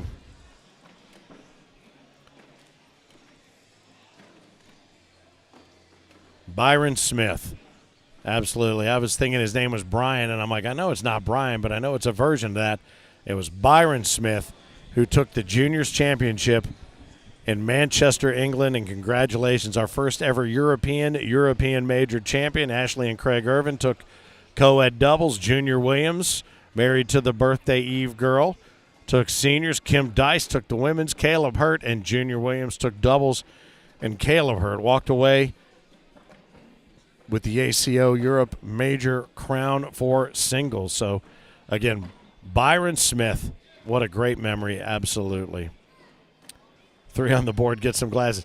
Well, that's what's so funny. The angle I was sitting at, Kevin, I knew she had one. It was sitting up there on either that or it vanished into thin air. I just couldn't see it from where I was sitting.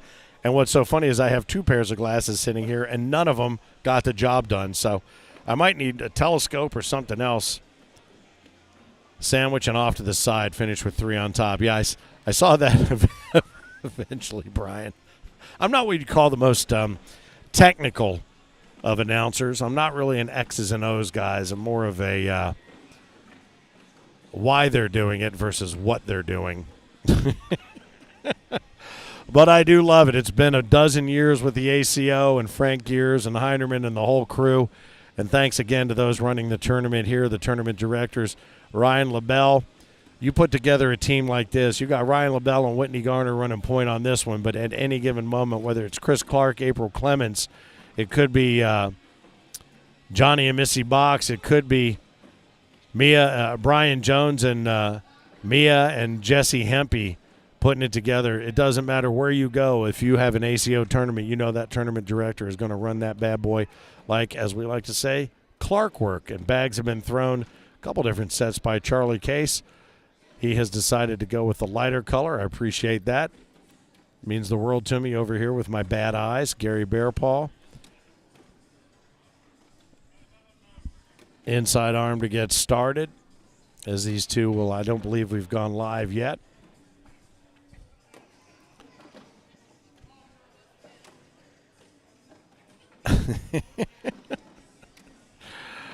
Oh, man. So Mad Maz is out there playing Tier 3. Philip Barnett. Where is Phil? What is he up to right now? Let's go find him. CJ Slagance, 19-15 for those asking, over Justin DeBrusen. Philip Barnett is down 11-9 to Craig Irvin. Out of my periphery. David Riley up over Brandon Lacewell, 12-0. Nicholas Gardner awaits the winner of Jarrett Scott and Patrick Landrum, who've yet to put a score up on the board. Russell Tabers working his way back through the losers bracket over Jonathan Nail right now, 2-1. Alex McDonald, 11-2 over Sarah Hardy. Sarah's had a great weekend, I should say. Matthew Arsenault and Pedro Martinez battling as well down in the bottom of the bracket. Gavin Lesh awaits the winner of this game versus the winner of Dustin Arand and Douglas Parker. And that pretty much sums up Bracket A. Let me see if I can give you a little insight as to what's going on in Bracket B now that I'm learning how to read. Cannon Hatcher over Jacob Coleman, 12-7 up in the top half of the bracket. Sebastian Barger and Nate Stevens are going to be squaring off here momentarily. Drew Waking is down to Levi Haddock, 17-13. Scotty Ball up over Rudy Fernandez, 11-10. Hunter Powers down to Braden Alsman, 19-5. Todd Gammon down to Bryce Jefferson, 17-15. This is the losers bracket. Nick Burgett down 6-5 to Rob Tustin. Riker Wells down 18-14 to Ashton Watkins. Tied at 4 are Tyler Amos and Daniel Kahensky. Zach Dawson up 14-7 in the losers bracket over Tom Gustafson, who has had his struggles today. Jacob Whaley, 19-16 up over Spencer Garner, and that wraps up the losers bracket as it stands right now in Bracket A, and these guys are underway. That was Bracket B. I'm sorry. This is Bracket A. 12-8 gets us started. A little adjustment on the board there from Charlie Case as he spots a 4-point edge to Gary Bearpaw right out of the chute.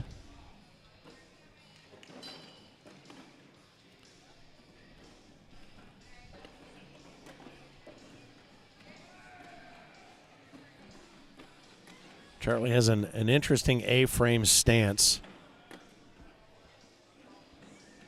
Looks like he's if he could just get that thing going, Eric, I think if Charlie could figure out a way to have a knee implanted like a stork or a flamingo where he could bend that knee backwards, because he looks like he's almost trying to now. Yeah. It looks like he's gonna. He'd have the little extra oomph behind there when he wanted it. And that's going to be a 2-spot for Gary as well. 12 on 10, 6-0. I will say this: you're not going to find many more colorful jerseys than Lucky's puts out. That is a fact. You are always able to find the Lucky's players, especially T.J. Miller, because he dresses head to toe in whatever neon color scheme Charlie has come up with for him. Proprietor of Lucky's Cornhole. Now this right here is the game you would expect to see from the two of these. Just take it to the middle. Gary's not worried about that bag on the back right now. He's got enough of a lead to work with. And he said, yeah, who knows, maybe Charlie will do me a favor and leave one up there around 1 o'clock. And that's exactly what Charlie did for him. A couple of 10s, a washing 10s as the two of them wash those out. The 6-0 lead holds. Dustin Arant up 11-5 over Doug Parker right now.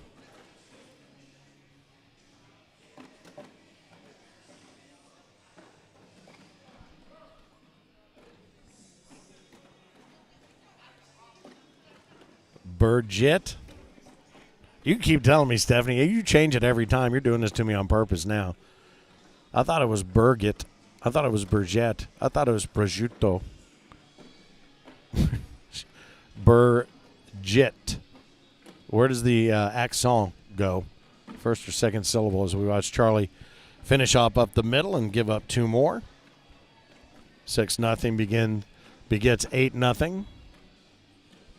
Burgett. B-U-R. Burgett.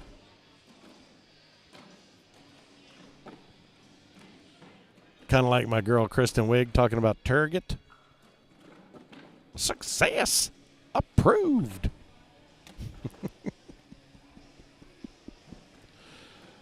Is there a gas leak over here that I'm not aware of? Gary leaves one off to the left side. This is one of those games where I don't even feel like I'm necessary. You can pretty much see what's happening. I can't see anything anyway.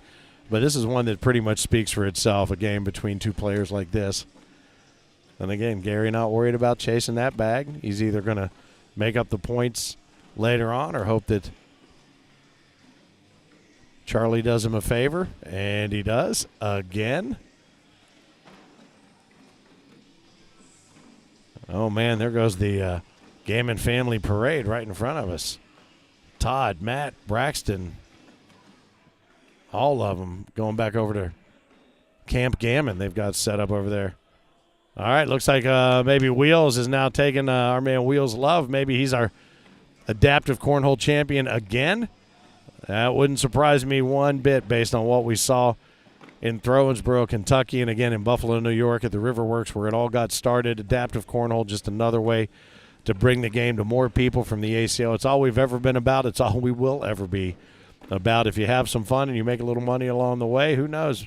One day maybe it'll be gigantic money, but as long as you got a smile on your face, that's money well spent, and it's money in the bank as far as we're concerned for you. I see John Zarzinski from that's a nice bag there. Hey, Charlie gets off the schneid, throws his hands up like a referee from Australian rules football. We got a little instant replay here. He comes up and comes straight up the left-hand side, holds 2 of them and leaves Gary up top. That'll pick up a couple right there. And his first points cracks the egg.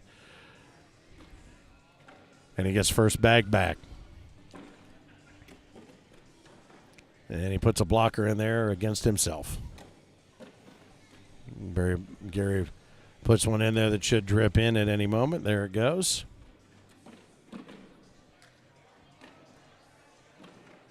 Burgett. Okay, I got you. I'll forget by next time. No, I'll remember. Turgid. I'll remember. We had a 10-minute conversation about that a month ago. Oh, and Charlie let it go.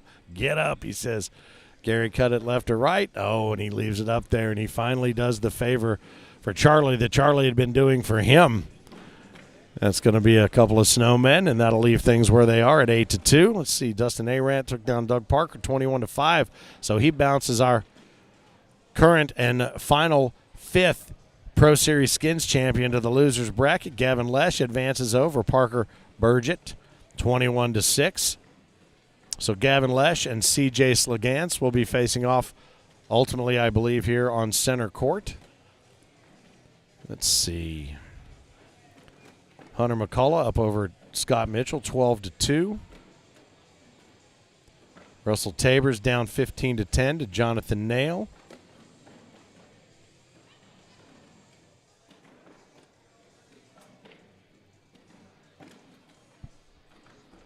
These guys just burying stuff to the left side of the hole, and Gary leaves one up top that he absolutely I think he might have taken a little nap on that round, to be honest with you.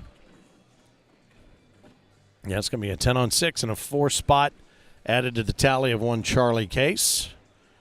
Craig Irvin took out Philip Barnett and put an end to his evening 21-9, so he'll be joining me back here for commentary in moments. Talk a little bit about his experience here in Branson. Morgan Wallen playing here in town. Got a brand new venue here in town. The another Johnny Morris joint I can tell you all about. Is pretty cool. Thunder Ridge, the Nature Arena, 18,000 person arena. Oh boy, and he went up and over to try to take that and flush that out. Drops one off the back, so Gary says, I'm happy to just sit that one down in front. Get back. They just give up the penny, and 8-on-7 now as Charlie continues to make his way back. And speaking of making his way back, the Mississippi Ninja making his way back. He's had I would have to say he's gotten off easy this weekend on the announcing duties. This guy's getting too good to be an announcer. Tell you what, slacker. Oh, well, I hate that. I hate to hear that. Philip Barnett, the Mississippi Ninja. Was it Craig Irvin was your absolutely kryptonite? He did. He threw really well. He threw a 10-6 something. I threw almost a 10-5. So how about that? Yep. You guys were battling for quite some time over there. Yep. Loved watching your scores and loved watching you work your way through the bracket, but I love having you sit here absolutely as well. I'm here for the duration. Let's do it. Right on. Well, we got a ways to go. We've seen some great matches. CJ Slagance should be up here on center court next. Hey, that guy, name keeps popping up, man. Yeah. I haven't seen him yet. Don't know who he is, but let's do it. He'll be playing against Gavin Lesh, who took the singles championship last week at Camp Margaritaville. As this match continues on, I was talking about your friend Morgan Wallen out there playing tonight at the Thunder Ridge Nature Arena. This place is crazy. You get every seat has a view of the 1,200 acres of Table Rock Lake, all the inlets, all the different forested areas down around there. It's the most beautiful outdoor amphitheater in America was Johnny Morris's vision for this. Really? Chris Stapleton's scheduled to be there. Morgan Wallen there tonight. Imagine Dragons, Pitbull. It is going to be that's a good lineup. Absolutely. Well, not all in one. Good Lord. Not tonight. Nobody could afford that. Just not tonight. All right, so these guys continue slugging away at each other, and that's a 10-10, a washing 10 right there with one up top for both. Is this a elimination game or is this a winner bracket? We are still in a winner's bracket quarterfinal.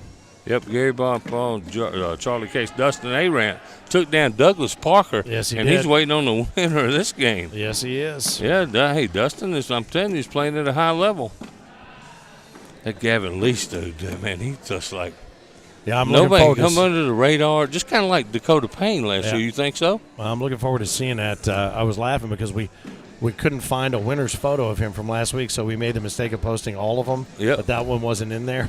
And man, oh man. My God, you got some backlash. I saw that. Yeah. You did get some backlash. Oh, we were able to track one down. It might have been AI generated for all I know, but good Lord. Get that podium picture up there. You do not want to take that spanking. That is a fact. Hey, once again, a happy birthday, Eve, to the matriarch of the SVC. Probably out to dinner with the love of her life, Junior Williams. That would be Tammy Williams. They are SVC laying low this weekend. Tammy's got a birthday, and I'm sure the Hurt family in preparation for a big wedding coming up for Caleb and Adrian here in less than a month. So while we miss you guys, we understand your absence, and we have seen some great play. I'll tell you what, this would have been a rough field to cut through, to be honest with you. So you might have dodged a couple of bullets. But looking forward to working our way back to Owensboro for the World Championships.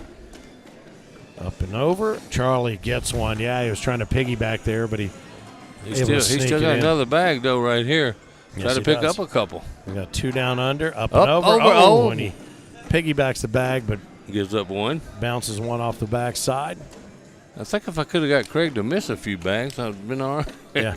You know what? I wish I had a nickel for every time somebody said that. Yeah, it comes out a lot, especially when you're playing some of the greats in the game, you know. Unfortunately, the person who probably doesn't want to hear it the most is Tyler Amos. Those two have mastered the art of second and third place. Oh, yeah.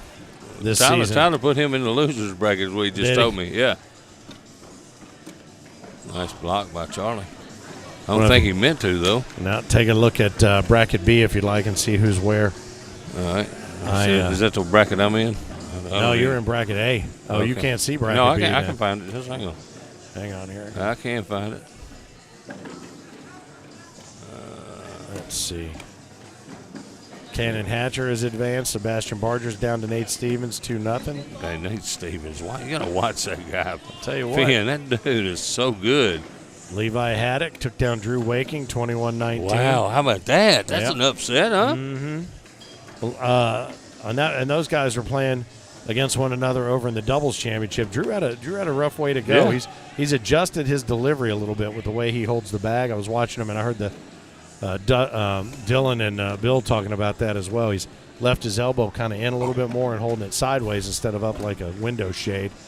There's a bag off the side. I think that's going to be 6-on-3, Charlie. maybe. I think Gary's got one down, 6-on-3. Yep. Charlie went for the airmail. How about this? Levi Haddock's up 2-1 on Scotty Ball in that thing. Mm-hmm. Scotty coming to play today, too, huh? Yes, Candy Hatcher's waiting on the winner of Sebastian Barger and Nate Stevens, which Nate is up 2-0. I think that one's on the CBC court right now. Yep. And Reef Woodson is about to, he's trying to put the end of Bryce Jefferson's day, 13-4. That's another good player, too, Reef Woodson. Did some good commentary down there for Big D, too, didn't he not? Was that the kid? Wasn't that the kid? He did some commentary with Big D. Who did that? Reef Woodson. Oh, did he? The kid. Wasn't he the kid that did it so well? I think so. Maybe you can tell by the look on my face. I have no idea. You have no idea. I was listening, though. I'm going to tell you. I do not know. Kim Dice up 4-0 on Zach Dawson. Zach Dawson, who's been on a roll here lately. Oh, nice bag there by Charlie. Yeah, nice cleanup. It's a good way to put a couple dozen on the board right there. I think that's the first social possibly of this match. Well, let's have a Finja. You ready? Oh, yeah, let's do one. Man, cheers to you. Me and good my with that. Yeah. lukewarm Dr. Pepper, thank you. I got a full beer right here if you're interested. No, I'm good. I'll be all right. If not, it's probably going to go someplace it shouldn't. No, that's all right. No, it's go exactly where it should. You'll just borrow it for a little while, and then you'll put it back. Yeah. Nice block there. Right? The ecosystem. That's the kind of block I think you need on bear paws. See, now you can step out and bully bear paws out of the way. You know, it's funny. We saw quite a few of Gary's matches up here early when Maz was up here. And one of the things we talked about was what you and I talked about, and that is, oh, look at that. That's nicely done by Charlie Case. Sort of a reset, if you will. About how Gary, of all the shots out there for him to come in and add to his arsenal, he chose the roll bag. Oh, and Charlie can grab two, though. Stay, baby, 13 stay. to 10. He's tiptoeing down there to leave that one on the back. But, you know, he's adding that roll bag because everybody figured out the best way to get in his head is lay that bag in front. So now if he's got a couple up there, he can roll them up over. He hasn't thrown that roll bag once. You know what I figured out? Today. I figured out exactly why he does what he does on this road. He does exactly like I do. He eases up because he's trying to reblock, and his bag always kicks. I got to figure that out myself because he does the exact same thing. But, and Charlie leaves one low and left. But why would he not run the roll bag if he thinks he's going to do that? I don't know. If he's working on it. We've seen him work on it. We've seen him use it. He's had a couple opportunities this game. I thought he might use it, He hasn't used it once today that I've seen. I saw Craig Irvin threw a beautiful one on me to get the first three of the game over there. There's a couple right there for Gary. Gary. That was a nice three. Gary grabs two there.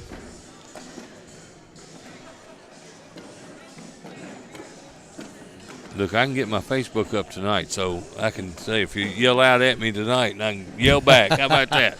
Yeah, I've got some comments here, there, and everywhere.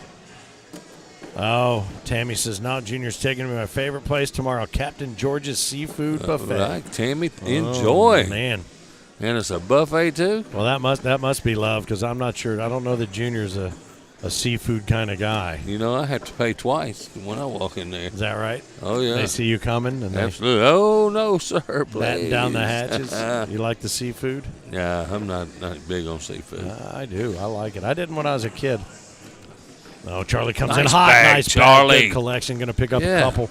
Right when he needed it, 15-12. Now, Charlie's playing at a high level, Here really. comes a replay here. Check this one out. He comes in hot from the left and grabs just enough. Bang, runs there right it through is. That was a nice bag. Very nicely done. Worst day of my dad's life was the day we would go on vacation and we'd go to these seafood restaurants. I would order a cheeseburger. Cheese. Why don't you try this? Why don't you try it? Nope. Worst day of his life was the dad decided I like seafood because the bill tripled. Yeah, it does. Why don't you get a Seafood is cheeseburger? high, man. Why don't you get a cheeseburger? Look, can you order off this kid's meal, son? I'd like the kids' king crab legs, please. Oh, Charlie went for the thing. This is gonna be an air mile by Gary. Yeah, up and over. And boom. dead Nice. center. Dead center. Look how excited he is. Yeah, he got fired up on that one. That's for sure. I think one of his eyebrow hairs moved. Up and over. Oh, good job, Charlie. Rattles one home, and he's ready to pick up three right put here. The score. Oh, Bang! and he does it dead center. Right there on the zip line. 10-7. He's gonna go to 18-12 now. Good shot, Charlie. Good stuff. Charlie's the only guy I've ever seen that really throws stiff-legged. Look how he locks his leg. No, we were laughing earlier. Yeah. I told Hunter, I said he needs to go get one of those procedures to have a stork knee put in so it bends the other way. Yeah. Because the way he stands, it almost looks like it wants to go back the other way. It Maybe does. a flamingo. He puts that A-frame ready to go. But it does it for him. Seems like it'd be exhausting on your knee joint, but if I did that with my left knee, you'd be laying on the board. Where's the crane? Yeah. Come pick me up, son. Good nice Charlie. Bag, that's all right. You don't have the last bag to try to do something here. Gary's going to lay up. I can tell you that right now. Yep. Oh, is he going to be able to step out far enough and do what he just did on the last frame coming down? He got one of them to go. He only gives up one, so it's going to be 19-12. 8 on 7. Deb Smith, let's go, Charlie Case. Let's go. Deb Smith, a big thrower of luckies. I'll tell you, Deb, appreciate the message yesterday you sent me to. I gave it my best shot, best I could do. I'll tell you what, you've had the biggest smile on your face I've seen in a long time. You know what? I played really well this weekend. Yeah. This building's been tough on me, to be honest with you. You played well in Mobile as well. Feeling, I got, like I said, I changed bags, and it's been a really good change for me. But still throwing elites? Yeah. Oh, when you changed to elites. Changed to a different version of elite. Oh, okay. Boy, Gary, it's like he's built a train track up the middle. If you give it to him, man, man. He can finish this game off right here. Very rarely doesn't take it. And he'll kick your bag's ass in the way. Charlie up trying to drag one. Good finish, though. Doesn't do it. That's going to call it. How about that? Gary Bearpaw takes down Charlie Case. Gary right down the middle, Bearpaw. Yes, he did. And now he will face off against Dustin Arant. Now the question becomes, will we get CJ Slagance over here? We will. Hey, good shooting there, Charlie. Good shooting, though. Yeah, your daughter's proud of you, too. All right, your daughter's proud of you, too. And a winner's bracket final. Got to love it. All right. If you don't mind carrying the water for a second. Dude, I got it. Who we got now? I'm going to go check in on. So what do we got? Which one is this one? Is this going to be CJ and – all right. I love it. Bring my buddy Arant over here. Dustin Arant, Bearpaw, and then we will have CJ Slagance and Gavin Lesh after that. All right, very good. Yeah. Hold the fort down here. I'm going to go have a couple quick conversations, and then I'll be back. Yeah. Philip Barnett here in Branson, Missouri, the final major of the year. And we're going to get Dustin Arant and Gary Bearpaw. This is a winner's bracket game. Which bracket, Eric, are we in? A? Okay. Winner's semifinal in A. So the winner of this think I was in A. I can go find it.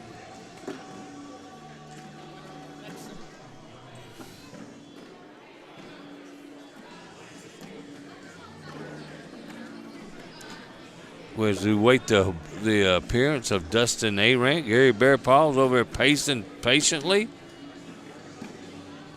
Over in the other deal, in the winter semifinal, Scotty Ball is trailing Levi Haddock 16-10. And Cannon Hatcher's waiting on the winner of Sebastian Barger and Nate Stevens. Nate's up 9-4 on Sebastian Barger right now. So let me go find A, bracket A. Oops, that's tier 2. We don't want that. Gary Bear Paul's going to be facing off against Dustin Arant. This is one of the winners. How about Nick Garner playing Jarrett Scott right now, trying to move on? Get a big finish here. In the other side of the bracket, C.J. Slagantz and Gavin Leash will be playing here shortly. And Dustin finally makes an appearance here. I thought we was going to have to send out some search party for you. I mean, it's about time you got over here making the entrance. What's up, man? You got tall orders. How about Nita Bear Paw delivering some water to her honey bunch, as she calls them? Gary Bear Paw. And I'll tell you what, Dustin Arant has a chance to show everybody he was for real after winning the Rapid City Major. Down and back started right now. Gary shows exactly what he's going to do the whole game. There's no hidden secrets with Gary Bear Paw, is it, Eric? Not one hidden. He's just going to throw it down the middle. Maybe shoot an airmail every now and then. Yeah, and he will lay up on you and make you make the shot. He don't make many mistakes. That's his MO. But Dustin Arant is a guy that practices every single day, at least 2 hours. Who do we know that did that last time? Won the King of Cornhole. Absolutely, Craig Urban, who I just lost to here just about 10 minutes ago.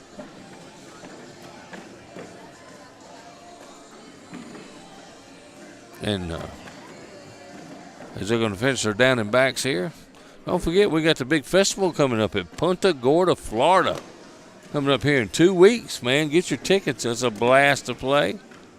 Fun time. You don't have to get up early to play. Everything's centered around afternoon. Go to the Twisted Fork on Thursday for a bags team play, which is really neat. All the bag sponsors are putting teams together. I think they had some nice apparel out there last year. And now we are ready to fire away. This could be a good matchup. This can tell Dustin Arant how far he's come right here, as he's playing the top dog, I believe, one of the top dogs in the ACO, Mr. Gary Bear Paw out of Oklahoma. Dustin's out of Tennessee, throwing the 157 bags, and I know Gary's throwing the CBC. First bag from Gary, right where I told you he'd show you. Dustin needs to either block or match, and that's a block on purpose by Dustin Arant. Gary happy just going right behind it. Dustin will either shoot the airmail, try to cut around it. Airmail, dead center. He's going to try to force Gary into shooting some airmails. And Gary, just like good clockwork, plan. Boom, dead center. Good plan. Welcome back, Ken. Well, I went out there and had a quick chat with Charlie because I said, man, that was good shooting. He goes, it was a good idea. The execution, not so great. And I said, well, that's a tough road to hoe right there. He goes, but he gave me all these chances to do this, and then I'd hit one in, and it would go off the back. I said, well, there's a couple we saw where he left you with that fourth bag, and all you had to do was put it in to pick up a couple, and you laid it up there and left him off the hook. Now, he did it for you once. Yep. But you did it for him a handful of times. But he knew he left 2 points here, 2 points there, and so on and so forth. He did. So. And I'll tell you what, as a player, you'll go back and think about those 6-8 points that you left on the board. He was out there. He was still out there smiling, so he seemed pretty happy with his performance. Christy Ham says, hey, Big Phil, miss you. What's up, Christy? Good to see you. The birthday, it's been a while. The birthday girl. Hey, Philip, congratulations on the great finish in seniors yesterday. Great Thank pitching you. today also. Thank you so much. I feel like I played really well this weekend. Philip Atkins I checking appreciate in. it. Handful of you kind of eyeballing what's going on here. You got a couple courts rolling. Sebastian Barger, I see him down there on CBC Court 1. He's playing Nate Stevens right now. I'm trying to get a score update. That's a heck of a game right there. Oh, yeah, there he is. Yeah. He was leaned over picking up a bag. Tell you what, I got a chance to talk to Nate a little bit today. That's the first time I've talked to him. What a good dude, man. Yeah. And he's happy to be here in the ACO, and he is making a name for himself. He's already won Clarksville. He's had a couple seconds already. Yeah. So this guy can flat play, Finn. Our buddy Craig Smith Nice. from Scotland checked in. He said to say hello. Wanted to What's up, man? remember From his son. Scotland, yeah. Yeah, his son Byron is our first European major, if that makes sense. Winning the juniors in the ACO Europe major. Isn't that cool? That's very cool. All right, so Dustin puts the first couple of points on the board as we continue to. And Gary's got one out of play, man. And Dustin will wear you down too, man. He'll make you throw a different shot. Well, you know, it's interesting, and I kind of picked up I didn't really pick up on it until I watched Gary play Charlie. If he knows your game well, it's a different. He throws differently. And this look at this. This could be a big round for Dustin right here. And to get up on Gary Bearpaw like that's you got to do it. You got to maintain. You got to focus, Gary, for trying to get a push for. Oh, nice finish. Nicely done. Nice finish. Best he could have hoped for right there. Yes. But he played Charlie the way Charlie plays. And if he tries to play Dustin the way Dustin plays, that's not going to be anywhere near the game that we're used to seeing Gary play. No, not at all. At all.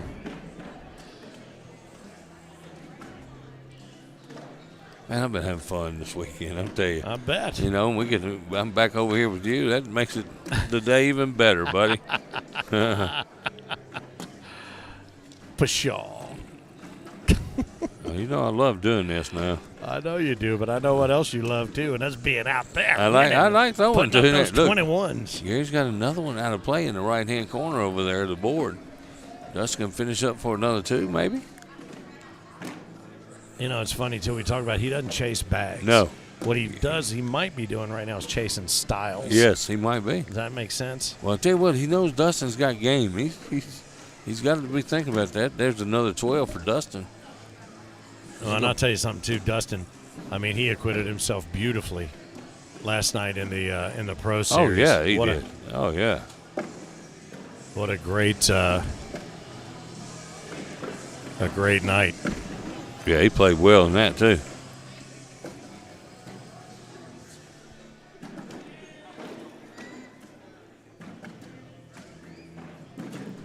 First bag by Dustin. He kicks that and trying to block.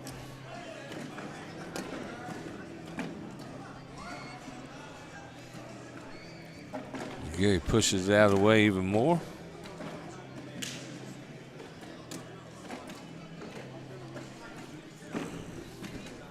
This might be a reblock here by Dustin. Just lay it low. No. Oh, you missed it. And this Gary's going to take advantage of you right here. I can tell you that. Very nicely done. Now this might be another shot to do the same. Oh, he's going to push it through and leave it there. That's Gary lay up for four. lay it up. No sense taking a chance. Let's grab them 4 points, get on the board.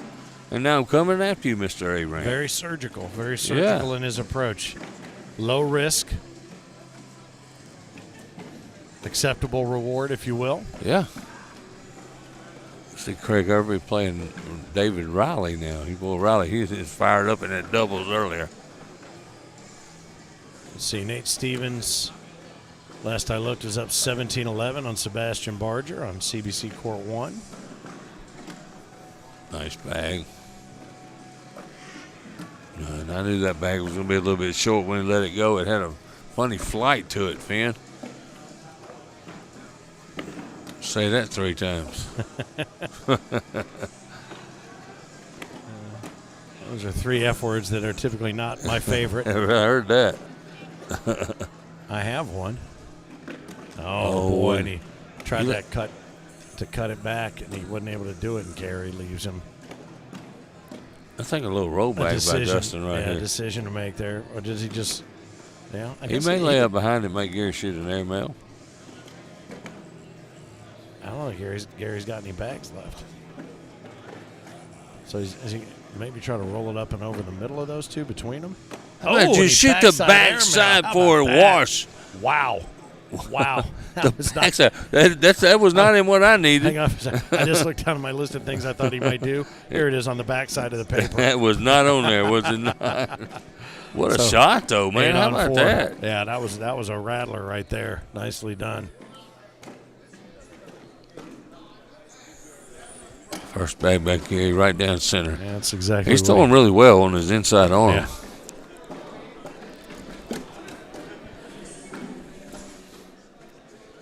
That one's in the hole. Yep. Boy, he always hits within an eighth of an inch. If you give him the whole board, he's hitting it within an eighth of an inch of the same place every single time. Boom, right there. Dustin can get around that and make it a hard shot on Gary. Nice bag. I really like the placement of that. Knowing it, Gary's got to come around it. Now Dustin run through for two more. Yep, leave one sitting there at the 5 o'clock. Oh, he shoots another airmail. Oh, and just gets a wash out of it. Now, why wouldn't he have just run hot? I don't know. Through the center on that. There was too much at Gary's bag there at 5 o'clock waiting? Maybe so. And no harm, no foul with that shot, though. 8-on-4, still the score. Next game we'll see up here on center court will be Gavin Lesh and CJ Slegance. You'll have an opportunity to check them out for the first time.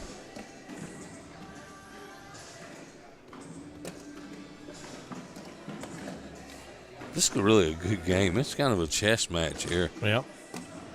It's funny we've had. Is that right?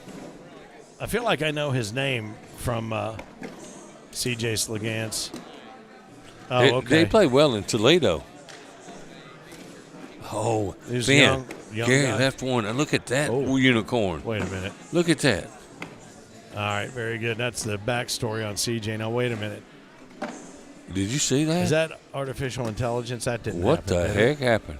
I don't think I've ever seen him do that. No, I know I hadn't. Justin, he's shooting airmail, short airmail right here. Up. Oh, and he got them all. How about that shot? What a shot. Wow. He picks up 5 with that shot, Finn, 13-4. Yeah, check this out. Watch this replay. Wow. 2 sitting up top. He comes up and piggybacks them both. Bang. And just pulls them. It was like a suction cup. I can say that backwards, man. Wow. Yeah, that was beautiful. That was a hell of a shot, man. Boy, and that's just rubbing Gary's nose in it right there after leaving that dirty bag down low. Man. I think that might be up there for shot of the week, too. We saw some pretty good ones, but that was it, man. That's a pretty good one. Hey, Dustin is very happy playing a dirty game with Bear Paw because Gary's not going to take a whole lot of chances. And he's not rolling at all. He's not even taking a chance to try to do it. He's just going to keep a roll. Piling them up. Dustin tried to roll one. But he's just happy to just keep reblocking. Oh, that could have been one. I thought he might have tried one there. I think Dustin's bag is down. Yeah, I don't blame him. Go look. Take a look at it. Is that his that fell? Yeah, I think it was Dustin's. It looks like it. So Gary's got 3 up top, one in hand. Yep. So it's 5-on-3. 5-on-3. Justin may shoot the backside right here because it's going to be a very, very hard push for Bear Paw. Bear Paw's like me, can't throw it as hard as some of these young dudes. Or I hadn't seen him do it. Lots of games going on. Oh, he just laid up, man. He's going to take the 2 points. That's not bad. Is Gary going to risk it, go up and over? What a shot. And he dragged one of his and took 2 points off of that. Now, that, honest to God, it's almost like he went up on that timeout and lulled him to sleep. He lulled him into this false sense of security. And Dustin said, all right, I'll lay up. He'll just lay up behind me and we'll move along. That's why I kind of disagreed with what he did. Dustin laying up. But those bags were draggable by Gary, and he showed you that he can do it. That was a hell of a shot, too. Yeah. Well, that's just blind confidence. Oh, yeah. Right there, knowing that you can do whatever you want when you want, and threw caution literally to the wind. I don't even know. We may have run a replay of that. You and I were so focused on wowing. Yeah. I wanted to look at it again, and I forgot to look. Man, that was a sweet shot by Gary. Yeah, I want to see that one again.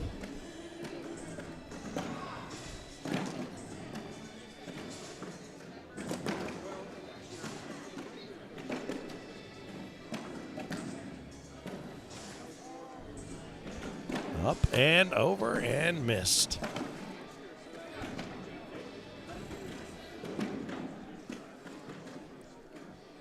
Foot planted next to the board. Dustin says, I'm going to come in low and hot, try to push through. Gives up another two. That's going to be a deuce. Looks like Sebastian Barger's only down 19-17 to Nate Stevens. They got a hell of a game going over there.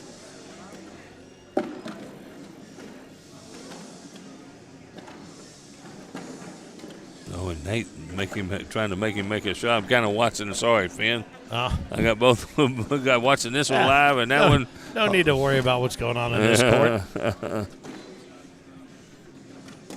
I looked up and saw 19-17 over there, but I'm focused on 14-on-6 over here. Dustin up and over. Nice bag. shot Rattled again. that one home. Almost caught enough of that to bounce, and Gary does just that. He hits low and bounces off. Dustin can make this a big round right here, Finn. Is he going to do it again and try to get that bag? Yeah, he is. Up and over, and he got them both. Nice shot, Dustin. Going to run through this one, Gary's going to try to push it up there. Like I said, he didn't throw it hard enough on these sticky boards. Still got a bag left in hand. Going to lay low and block. I don't blame him. Yeah, he's got at least three. Not going to be able to front side drag this one. Just take that one. No, but he did. Dead center gave up 5. Yep. Wow. Nate Stevens moves on. One off the backside. All right. So Nate Stevens, what was it, 21? What was the final? 21-17. Yeah, 17. 21-17.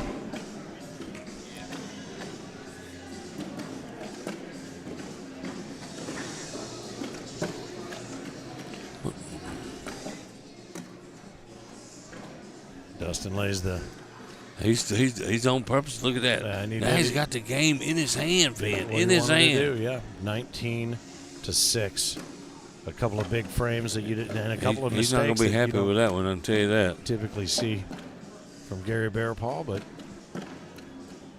again, if you're in the losers bracket, the last thing you want to see is that name come at you. Yeah, no lie. Oh, and Dustin now I think slick side right down the middle wins this game. Yep. He doesn't even have to pull it, does he? There it is. Oh, okay. Well, Gary says, all right, well, we'll just do that and call it a day. All right. Dustin Aramp moving on, Finn. He will face the winner of Gavin Lesh and C.J. Slegance, who Heinerman was telling me played when he was a junior. Young guy here with the ACO. And I'll tell you what, I heard his name. Didn't he, while he was a young guy here? I heard his name last week when y'all were in Toledo. I was trying to follow along. Yeah, he had a good weekend. Yeah, a lot of really good play in both Toledo and Mobile. Oh, yeah. Civil War weekend with the ACO, and a lot of players that weekend, Finn, both places. Yep. Well, I said it. We called it the ACO Civil War, North versus the South, and it was brother against brother. Tyler Amos up north. Yeah. Craig Irvin down south. I'll tell you what. Craig looks like he's up big on David Riley over there. I can see double digits on Craig and single digits on David Riley. 18-on-8. Yeah, I thought that's what it looked like. Believe it or not, I can see over there. Can you believe that? No, I do not. I can almost make that 18 out. I saw Riley go out to take a quick break, and he said, they called me back after 2 minutes. I know I got 5 minutes between matches. You make them come get me. I'm like, what are you yelling at me for? Because you're one of the faces, dude. You know how many questions I get a week? Oh, do you? Well, oh, my gosh. Yeah, I'm like, you know what? You're looking for my twin brother. All right, so here we go. This is going to be a beauty. Gavin Lesh, you see him rolling. Yeah. And who's this kid he's playing? Out of the red lane, C.J. Slegance. Oh, okay.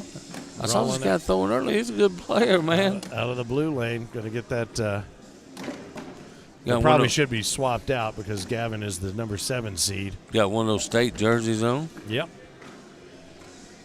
Guys look like they could be twin brothers, too. Built very similarly. Yep. Jerry Stallions tuning in. Missed you this weekend, Jerry Stallions. Lane McMullen, who's I know somewhere in the building. Maybe he's out to dinner.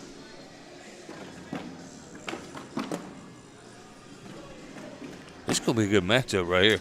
This Gavin Lesh, he's under the radar. Nobody knows who he is. Oh, don't say that. Good Lord, you don't want his folks on. I don't care. On your tail. I mean, he's under the radar, man, for the last couple couple weeks. With a new game Absolutely. To some of us, yes. Absolutely. I know exactly who he is. Yeah.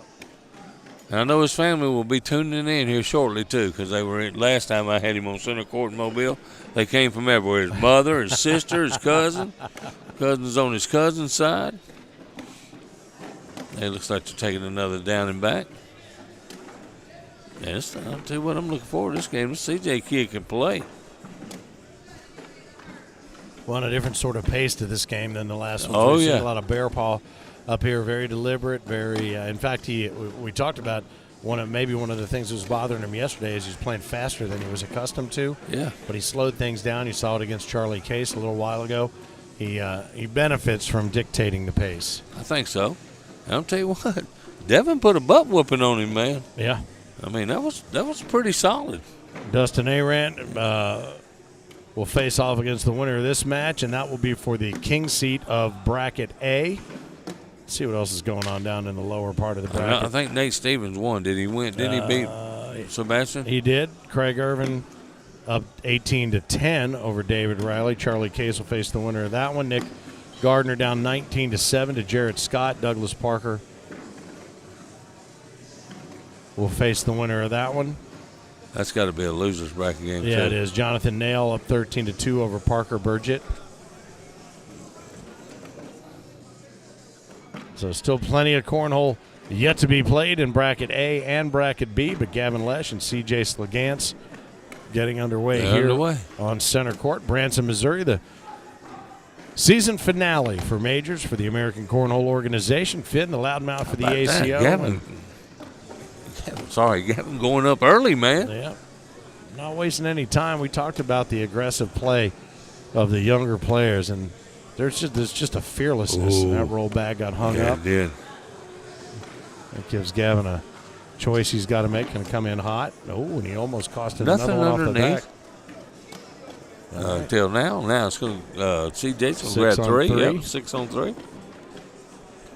Philip Barnett, the Mississippi Ninja, or as I like to call him, the ghost of the Mississippi Ninja this weekend. He's too busy playing high-level cornhole to be over here with the peons like me. Look at you, King Seat of the Seniors Division, Pro Series, rolling deep into singles. Yeah, man, I'm happy. I'm a happy guy. It's been fun, too, man. You know, we had some great matches in the skins last night. Absolutely. It was fun to watch them call one another out. It might be part of a wrinkle regarding next year's ever-evolving ACO skins game. It'll be that way every game. I think it's actually pretty cool. Up and over. Oh, nice shot. Flushed the hole. Oh, nice back. So there's 1-2, so that's going to be a 4 spot maybe. 10 on 6. Brian Monahan goes, let's go, Gavin Leach. No, I was going to say, it looked like a wash. Each of them had 2 sitting up top. Yeah, it was. But earlier I missed one of Josephina Ertzberger's bags. It was sitting up on the board. I couldn't see it. I thought it vanished into thin air. Did she win on Center Court? She did not. Yes. Scott Mitchell was her kryptonite. I see Craig and Charlie getting ready to face off over on court 3. Another arcane shout out from Brian Monahan for Gavin. Brian's a good dude. Nice. Nice bag right there. Rolling right to left, coming in hot. Nice bag. Running 2 more, though, for CJ. There you go. How about a 5-0 quick lead with CJ? This guy's a good player, man. Well, no question. No question. He's from Kentucky. I just see it on the side of his arm. I wasn't going to make a call until I saw exactly what it was. Try to reblock. My worst shot in the bag. Missed a little bit to the right. Now he's going to have to try it again. Pinch it up, which he does. That's a pretty good bag. Up and over for the. Man, he is on fire right now. And that one's going too. If you don't think he's going after that one, you're nuts. You're not paying attention. This is just a big cleanup here by. Just run it through. Yep, just like that right there. Oh boy, almost ran it off. Gavin out. He didn't have to. Yeah, he didn't have to airmail it. No. He just had the lane to go right up and run right through it. So this could be an 8 spot. 4. Oh, he collects it's a 4. 4. Nice collect. Nicely done. So Gavin Lesh surrenders 4 more. 9-0 CJ Slegance. Dustin Aran awaits the winner of this game here on center court.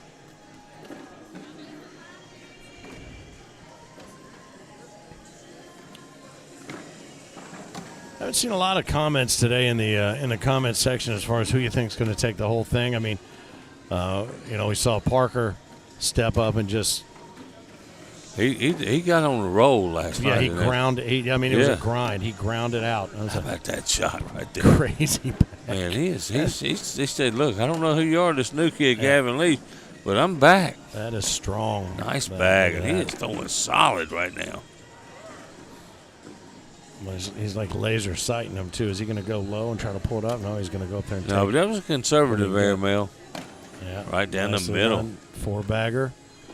Up and over. Oh, and he tried to grab it. He hit it, and it stayed up. How many of those have we seen this weekend? Man, I've seen that a lot. I saw it happen to me 2 or 3 times, too. Perfectly delivered airmails, but just not enough to get them to drip in. So that's going to be a 13-0 lead for CJ Slegance. For those of you who are looking to see him on center court, hopefully you stuck around and you're enjoying the show, and it is a show. A little blocker there just to say, we can play a little longer if you want to. What are you going to do about it? He tries to reblock, but doesn't get it up there quite close enough. Look at that. Man, Finn, that is not fair. That is not fair. He lays up again. Yeah, the arc that he puts on that, he's smiling off to the side. What do you think I'm going to do? Oh, look at that. Boy, I'll tell you something. Has he missed a shot he's tried yet? No, he hasn't. And you know what? He's the first person I've seen on center court all weekend. He's 9 on 2 right now. Good bag. He's the only person I've seen on center court this weekend who's done exactly what he wanted to do every time. Good try to push. 9 on 3. 9 on 3. 6 points. Going to go 19 to nothing. CJ Slegance trying to show I'm here to stay. Yeah. Winner this. He's got a tall order, though. Dustin Arant's waiting in the wings for either one of these guys. Well, I'm going to tell you right now, Dustin, you talked about he plays a complicated game. CJ just ready, aim, fire. Absolutely. That is it. He sees what he's got, and he just goes for it. No dicking around to see what's going to happen. There you go, and that bag drops in on the left-hand side. Oh, are you kidding me? I'm telling you. Are you kidding me? I might be reconfiguring my pick. Ain't no lie. For the weekend. Wow. Oh, look at him. He's had a furious. Chance to win, yeah. He's furious. And he does win. He does take it. 21-0, Finn. And Gavin 21. Lesh, the winner from last week's singles in Camp Margaritaville, falls to the loser's bracket. We may see him again. I have a feeling we probably will. But CJ Slegance and Dustin Arant are going to fight for the king seat here on center court in just a moment. Let's see some other scores. Charlie Case up over Craig Irvin, 3-0. Doug Parker and Jarrett Scott knotted at 0. Jonathan Nail at 0 and Justin DeBrosen 0 as well. I'm using my soccer terminology. I hope you don't mind. Also called Love. Huh? Love 30. Oh. No. I've never understood. Hey, I'm going to take a break, and I'll be right back. Absolutely. I'm going to leave it with you for a minute. No worries. Get ready for this next match. It's going to be great. It's going to be a beauty. Right. I might be a spectator on this one, and maybe you and Maz will take this one and see how it goes. Enjoy the break, and we'll be back here on center court as we take a moment just to say thanks to the folks who made it all happen, the CVB here in Branson. What a great city and what a great way to wrap up our season every year here at the Convention Center, tied to the Hilton right here along the landing. Lake Taneycomo right down there off the landing as well. Had a great lunch down on the lake today, and then worked our way back for what is just a really gorgeous facility here. And thanks to everybody, Nicole, who's behind this, and Stuart, who's behind it. We saw our friend Tara, who has since moved on to another gig, but still came down to give us a little bit of love here for ACO Center Court and the OGs. And we're glad to have you along. If you've been watching, we appreciate you. If you're watching on the YouTube channel, don't forget that you have the opportunity to hit subscribe and get notified of all the new content that pops up on the channel. Let's see what's going on. We got some winter photos coming through, which is cool. We'll be posting all those. You see some new ones, new style coming up on the social media channels. We got some secret weapons working for us here now, and they are dialing it in big time. So, again, if you've been watching, hit that subscribe. Don't forget that you can also check out ACO TV. If you go to the YouTube channel right there at the very top, you can just set it to roll, and it is hour after hour after hour of ACO. Great matches. The entire Pro Series that started everything, the $20,000 winner take all, is posted there. You can watch that from this very space that we are occupying right now, and that is a lot of fun to watch. Some faces from the past, some young faces that are now the faces of the future here in the ACO, all involved in that as it is ever-changing and evolving. The ACO Pro Series, except no substitute, often imitated, never, ever bested. But, yeah, it has been a good time. We've seen so much great play all around this arena, both on both center courts that have been set up and throughout. Our good opportunity to maybe take a moment to give a little shout-out to Vendor Village, our bag partners, and those who are here just for general vending. How about Brothers Bags Company, the CBC Bags Company, Big D Bags, High Rollers 157 Bag Company, and Soul Crusher Cornhole, Casey and Yolanda out there selling everything but bags. And they put a hat on Patrick Barger that actually made him look human. That thing was a big, wide brim something. It was too small for my big fat head, but he said it was too big for his. I find that hard to believe, but nevertheless, it looks good on him. You get a free bowl of soup with that hat. But, yeah, a good time I think has been had by all. And lots going on here in town. Morgan Wallen in town this weekend. Take a moment also to congratulate our winners from the course of the weekend. You've heard us talk about Levi Haddock quite a bit. He took down juniors, took down Cannon Hatcher in a second of what was a double dip game situation. Josephina Ernstberger, you saw here on center court earlier against Scott Mitchell, defeated Martina Belt 21-13 to take the women's championship. Scott Beck double dipped my partner, the Mississippi Ninja, Phillip Barnett, 21-7 and 21-10 to take seniors co-ed doubles. Chase and Megan Puckett, to no one's surprise, except maybe Lisa Hill and Brandon Lacewell, took the co-ed doubles 21-16. In quads, it was Big D taking down Elite Bags 21-12. Doubles today, Levi Haddock, our juniors champion, and Chase Lester took down Tom Gustafson and Drew Waking 21-4, and we await the winner of our singles here before the night is over. We've still got quite a few games to play and quite a ways to go. My man Mad Maz is going to be back on the mic, and as soon as Phillip Barnett gets back, you are going to get to hear the dulcet tones of the two of them call this Dustin Arant CJ Slagant's game. Well, actually, it's already underway, so 2-0. You and I'll take charge of this one, and when the Ninja gets back, you won't notice. Oh, that's why we call him the Ninja. He's very stealthy. Yeah. Yes, he might be here right now. He's among us. He's always among us. Yes. But Dustin, I'll tell you what, CJ Slagans just came in here and just performed surgery on center court a little while ago against Gavin Lesh, 21-0. Wow. Yeah, 21-0. It was like watching the game Operation. He never lit the red nose. He pulled everything out. CJ has come on in a force this season. Yeah. And he's been good for a long time, but this season just seems... Yeah, well, and Heinemann was telling me, too, that he played when he was younger, and then he took a break, and now he's back, and he is absolutely making some noise. And let's roll a Let's roll a threesome here and see now that we've got the Mississippi Ninja back, and we barely even notice you. When the ninja, it's hard to find a ninja when you roll up into the room. But I know it. I'm sneaking around. I'm really high on this mic. Oh, yeah, Thank you are. Thank you.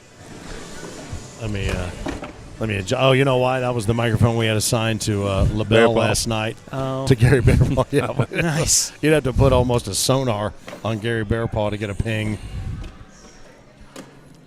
Have they started? They just still down in No, back? they're underway. Dustin's up 2-0, but I was just telling Maz how he just performed surgery on Gavin Lesh in that last match. He's leaving his blocker in place. Dustin just going around it. He throws around it. I mean, what the heck? It's almost maddening to play against somebody like that because you put a bag right where you're taught or where you're supposed to, and then that happens. Full wash. That bag Man crawled up 2 bags that were stacked up. That's not fair. It's not fair. But he did that time and time. I think we only saw him miss the tablet. It went dead. No, it's still on, but it's doing one of the things where it... Oh, did it time out on the screen? It shouldn't have. Scott Mitchell's greasy fingerprints are all over that thing. It should stay alive as long as it takes. The cornhole dude is out to fix things. You were talking about Velvet's drinking and Scotch grease. Man, what's going on with you this weekend, Finn? Hey, man. We talked about Mitchell Math. We talked about Velvet. Yep. Velvet is the fan of the occasional cocktail. Oh, yeah. That's all I was Absolutely. saying. Who isn't? Well, I've been right with her most of the day.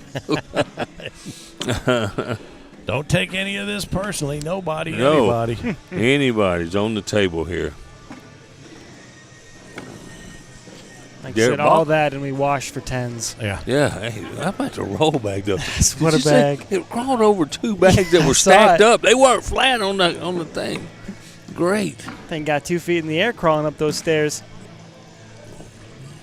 Gavin Lesh, he got a note here from Monahan at Arcane Bags. Let's go. His reply, I got my butt whooped. He told me that as I walked by a minute ago. Self-reflection is the best. I said, what happened? He said, I don't know. Well, he was looking over to McCullough over there, and he was like, man, he just looked over and just started laughing. Who's this playing bear paw? This guy, somebody I don't know, got 12 on his back. Yeah, let's find out, shall we? Yeah, Dustin going to pick up 3 right there. As CJ went for the big airmail, missed it. I don't think it's a real game. Oh, they're just goofing off. Yeah, they it's are. Not a real game. Just staying warm. Yeah, I don't see it anywhere in the. No, okay. It's not. Gary's sitting right here waiting for the winner of Charlie and John and Jefferson. Hey, Cannon Hatcher was up on Nate Stevens over there, 14-5 when I walked by. All right. Well, there's your B bracket. There's your A bracket. I'm going to leave this in your capable hands, the Perfect. two of you. Enjoy Mad Maz and the Mississippi Ninja. That sounds like maybe could be one of my favorite bands. I was going to say, that's a band. Baby. If either one of you could play an instrument besides the flute. Nope. Easy, sir. Easy. Enjoy. Aren't you going on break? Enjoy. All right, man. It's our first time getting together here, man. Happy to be here with you, Phil. Absolutely. And that's a 12-point wash. And we'll toast on you. You're good. I'm good, man. I'll drink for you, all right? Frank's got to give me another one. Actually, that's mine down there, the can. The Beast. Monster Alcohol. Oh, Lord. I'll plug them while I'm sitting in here. He didn't hit submit on this, so I'm not sure what the score is. I think we're still showing, let me look on the scoreboard here, still showing 5-0 Dustin with those washing 12s. Dustin, man, he has been playing at a high level lately. He won the Rapid City major, and he's here to prove on the big major that he can do it on the bigger stage. And the way he's doing right now, I believe in him. From my area, how about that? You look at CJ's face. CJ is not happy with that bag. He had no idea he let it go that hard. And Dustin goes right around it. Nice bag there, though. Dustin going to try to clean this up, pick up 3. Oh, when it held up on him. He knows it. He can limit it to 1. And he goes off the back again. Gives up a 4 spot. 4. Oh, wow. And CJ made no mistakes against. I was going to say, you guys talked about his surgical performance. He made no mistakes. And then 2 of them right there. Back to back. Back to back. And now you kind of see how CJ is going to be able to take a gut punch like that, even if it's his own. It's his absolutely. own fault or whatnot. How does he respond? That's right. They're still jacking with the scoreboard. They're pointing you out. I don't know. Yeah, let's go. That's my adaptive world doubles partner. It is. We put a kind of kicking on him and his partner this morning. That's fine. Yeah, so we're just getting ready for Owensboro. I'm waiting on you. Yeah. So Dustin's up 9-0, and this kid just beat Gavin Leach 21-0. I know, but it's crazy how the game runs though with this. Oh yeah. I tell you what, Dustin's a guy that puts in the work, and I was telling Finn earlier. Mm-hmm. He throws 2-3 hours every day, and the last guy that told us they were doing that, one king of cornhole, was Craig Irvin. Look at that big push. And for the folks at home sitting there watching, thinking, you're a backyard pro or tailgate pro or whatnot, these guys put hours into this. Absolutely. This is not an easy thing to do for an 8-hour day. No, I'm tired right now. I don't have any more games I could have played, and that's going to be one for Dustin. Go up 10-0. CJ misses another airmail. I don't know if I had many more games in me. I just went like 25 rounds with Craig Irvin. Yeah. And I'm tired. We saw you dispatch Chase Puckett and then Chase Lester in short bring order. The chases on. Come on, guys. No. The chases are no match for the Mississippi Ninja. We tell you what here in the booth. Finn and I were keeping a close eye on those scores. Yep. I think Chase Lester came off of a loss. He didn't throw his best game. Yeah. So he was still feeling the effects from his loss. Yeah. Nice reblock by Dustin. That's such a hard shot. How about that? That's a great roll bag. The bag just goes down there and takes a left in the hole. Dustin up for the airmail. Oh, and that's long. Now he's going to let CJ try to get on the board right here. Same bag. That bag is going to fall. That's in the slick side. Oh, there you go. Never mind. It did. Scott Beck tuning in. Van Williams. Nice bag. And he piggybacks CJ's in. CJ going to pick up 3. Cut into that lead 10-3. Dustin's got one off the back. Van Williams tuning in. Hadn't seen Van in a while, so I'm a Tupelo major. Good dude out of Alabama.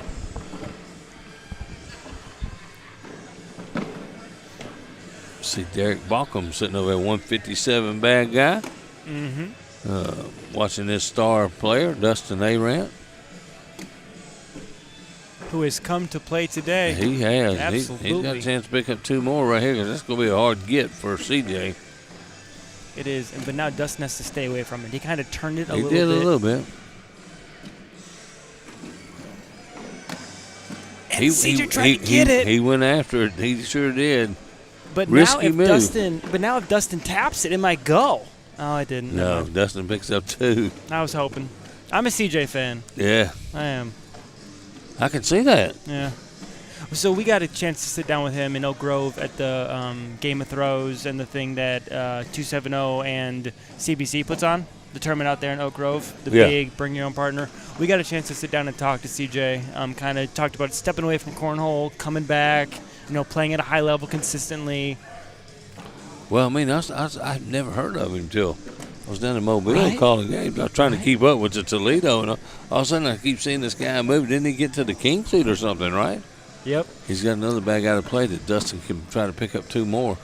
He got to the playoff against TJ, and TJ Miller dispatched him quickly, but it's still a heck of a run. Hey, let me tell you something. When TJ Miller is on, he is unbeatable. Oh, I know. When he's making all the shots that he has in his arsenal, such a great player. Right now, Dustin Arant here at the Branson Major. I don't blame CJ. I think I'd take a timeout right there. That pile of mess sitting on the board. I have no idea what it is. I think it's 5-2. Yeah, I think so too. Justin Kane said Dustin is throwing. Absolutely. Mason Higgins. How about that name in the ACO tuning in with us right now? think Mason's 3 overall in world standings, if my math is right. He's definitely up there. That was not a good bag by CJ. And that's the risk with that roll. Yeah. If you hit it the wrong side. But Dustin tried to run through everything. He'll take 2 points right here because I don't think anything's falling. No, that hole is pretty plugged. And he goes off and picks up 3. Do you like that decision, Phil? Do you like going up for it? Or do I think you just give up 2 right there. Okay. Dustin's going to go to 15. You know, a 6 is not off the table sometimes when you're shooting airmails. Mm-hmm. I understand that. Did you play today? I did. I participated. We won't call it playing. We don't give trophies for that in this league. You know that, right? I'm aware, but I wouldn't call what I did playing, Phil. I showed up to the board. I'll give you that. Perfect. That's the first step in getting good. That's something like that. Dustin Aran is on fire right now. He's doing everything he wants to do, too. He has dictated every round.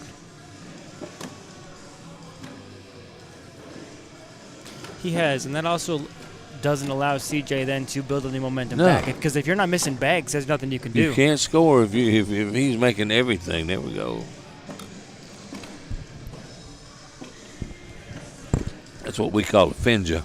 Yep. I like that. Dustin Aran still leading this match 15-3. Philip Barnett and Mad Maz here in Branson, Missouri. Last major of the season. Building up to the Worlds in Owensboro, Kentucky. Last weekend of July. I'm already looking forward to it. The countdown on, then it'll be here before you know it. I know. It'll be here before you know it. There's you going to the Gulf Coast Classic in Florida in 2 Yeah, weeks? I believe so. I believe I'll be there. I went there last year, had a good time. Me and Russell Tabers traveled together. Brought home some hardware, get some cash money? Russell took home a bunch of money. All right. Not me, not so much. Oh, come on. Oh, that's a good bag. Yeah. And that's 2 more. 17-3. After watching this guy play against Gavin Litch, I would have not expected this, I'm going to tell you. Absolutely not. And Dustin's making him shoot shots. And yet, go ahead. You saw the rollback roll to the right that time. You know, if it's not in the center, you can score on rollers if they're not in the center. And, you know, that's, you just said Dustin's making him make shots. That's the big thing. It's not like CJ's missing. No. Dustin's just making it so hard for him. He's making everything hard for him. It's either a push, a roll, or got to have an airmail. Yep. So, and that's another great placement right there by Dustin. Yeah, as they go side by side here, CJ goes There up you go. and down. I like that. He's got to get aggressive a little bit. And that's a confidence builder, too. Yeah.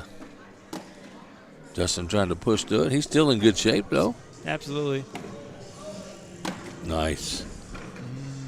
Hangs up, he's going to have to clip it to bring it back down. It's sitting on the slick side. Dustin goes through it, should bring it down. And he does. He did move that bag a little closer for. Ooh. And he went for it. And he went for it. That was all on Dustin. That helped Dustin out a lot. Good bag. And looks like we'll take a look at it again. Look at him come through, clip that back on that right-hand side, and just like you said, just like you said, Dustin kind of tapped it a little too much. He did.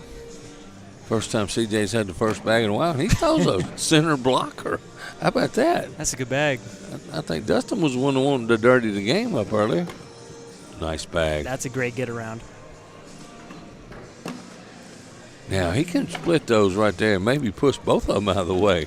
He can, and that bag on the left for CJ is in trouble because you don't want to get that lead bag back, and he's gonna have to concede that. It'll be a 10 at least. That was a good bag. He knows he's got to finish up because this game could be over. Dustin only needs 4. Yep. And one thing I've learned about Dustin, I play Dustin a lot, and he's from the area. He has slowed down, and this could do it right here. And CJ knew it the minute he let it go. His hands went up, his hands in his face. Dustin Eric, King seat, correct?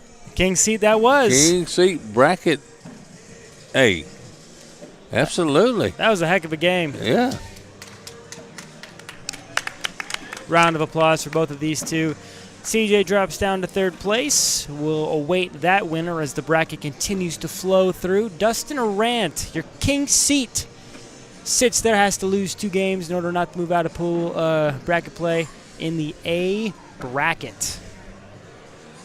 Well, whoever works back to him, if he can finish up, he can go into the final playoff with no losses, and that's an advantage if you got somebody coming from B bracket that has a loss. That is a huge advantage. You're absolutely right. Russell Tabor's giving him some nucks over there. As Finn would say, taters exchange. There you go. Let's see who we'll get next. We might get... who you want? Tell me who you want. Both of these games are 0-0, so... We don't have a game. We got games all on hold right now. Oh, is everybody on hold? We got to wait? Yeah, we got to wait. All right. Do we want to take a break while we're waiting? Huh? Yeah, let's take a break. This is Phillip Barnett with Mad Maz from Branson, Missouri. Glad to have him sitting beside me this week. And we're going to take a break right now, and we'll be right back on the ACO Digital Network. Hey, it's Finn from the American Cornhole Organization with a question for you. Do you remember the most fun you've ever had playing cornhole? Think about it. You might think you do, but you don't. And you know how I know? Because if you're not a member of the American Cornhole Organization, you haven't had the most fun you've ever had playing cornhole yet. You're just a couple of clicks away from joining the worldwide cornhole community, where you'll be able to play down the street or across the country with players of all skill levels and even the pros of the American Cornhole Organization, the governing body of the sport and the fun of cornhole since 2005. Head to AmericanCornhole.com to learn all about the ACO and how to become a member of a local group near you. The most fun you've ever had playing cornhole is waiting for you. So, is it time to take your game from the sidewalk to center court? We can't wait to find out, and we can't wait to see you. Let's have some fun. AmericanCornhole.com and the ACO remind you, keep on pitching. Hey Holeheads, it's Frank Gears, the Cornhole Dude, the founder of the American Cornhole Organization. I want to take a moment to tell you why we'd love to have you as an ACO certified official. But it occurred to me that it might make more sense to hear it straight from our COs themselves.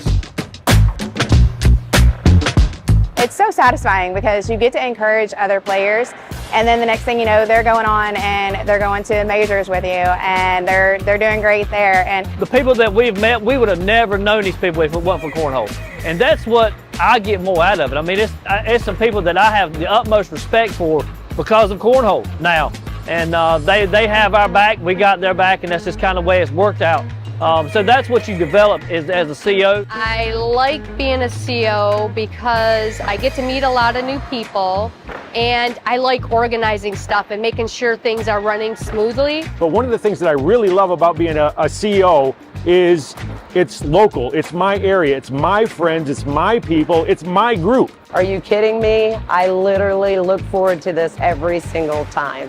Every major, every regional, we're always super pumped. Our calendar is stacked with ACO cornhole stuff, believe it or not. I couldn't have said it better myself.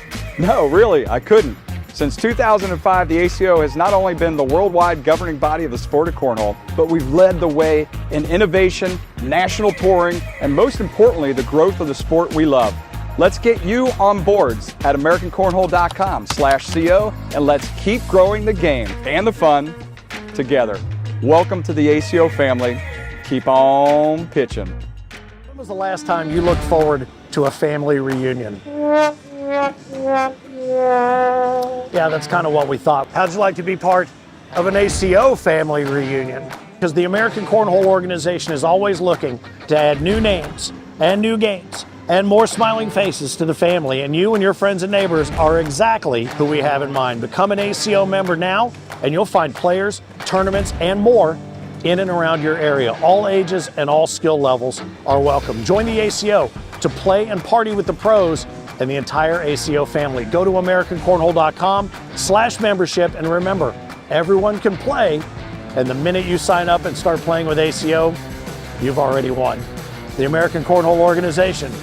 Keep on pitching.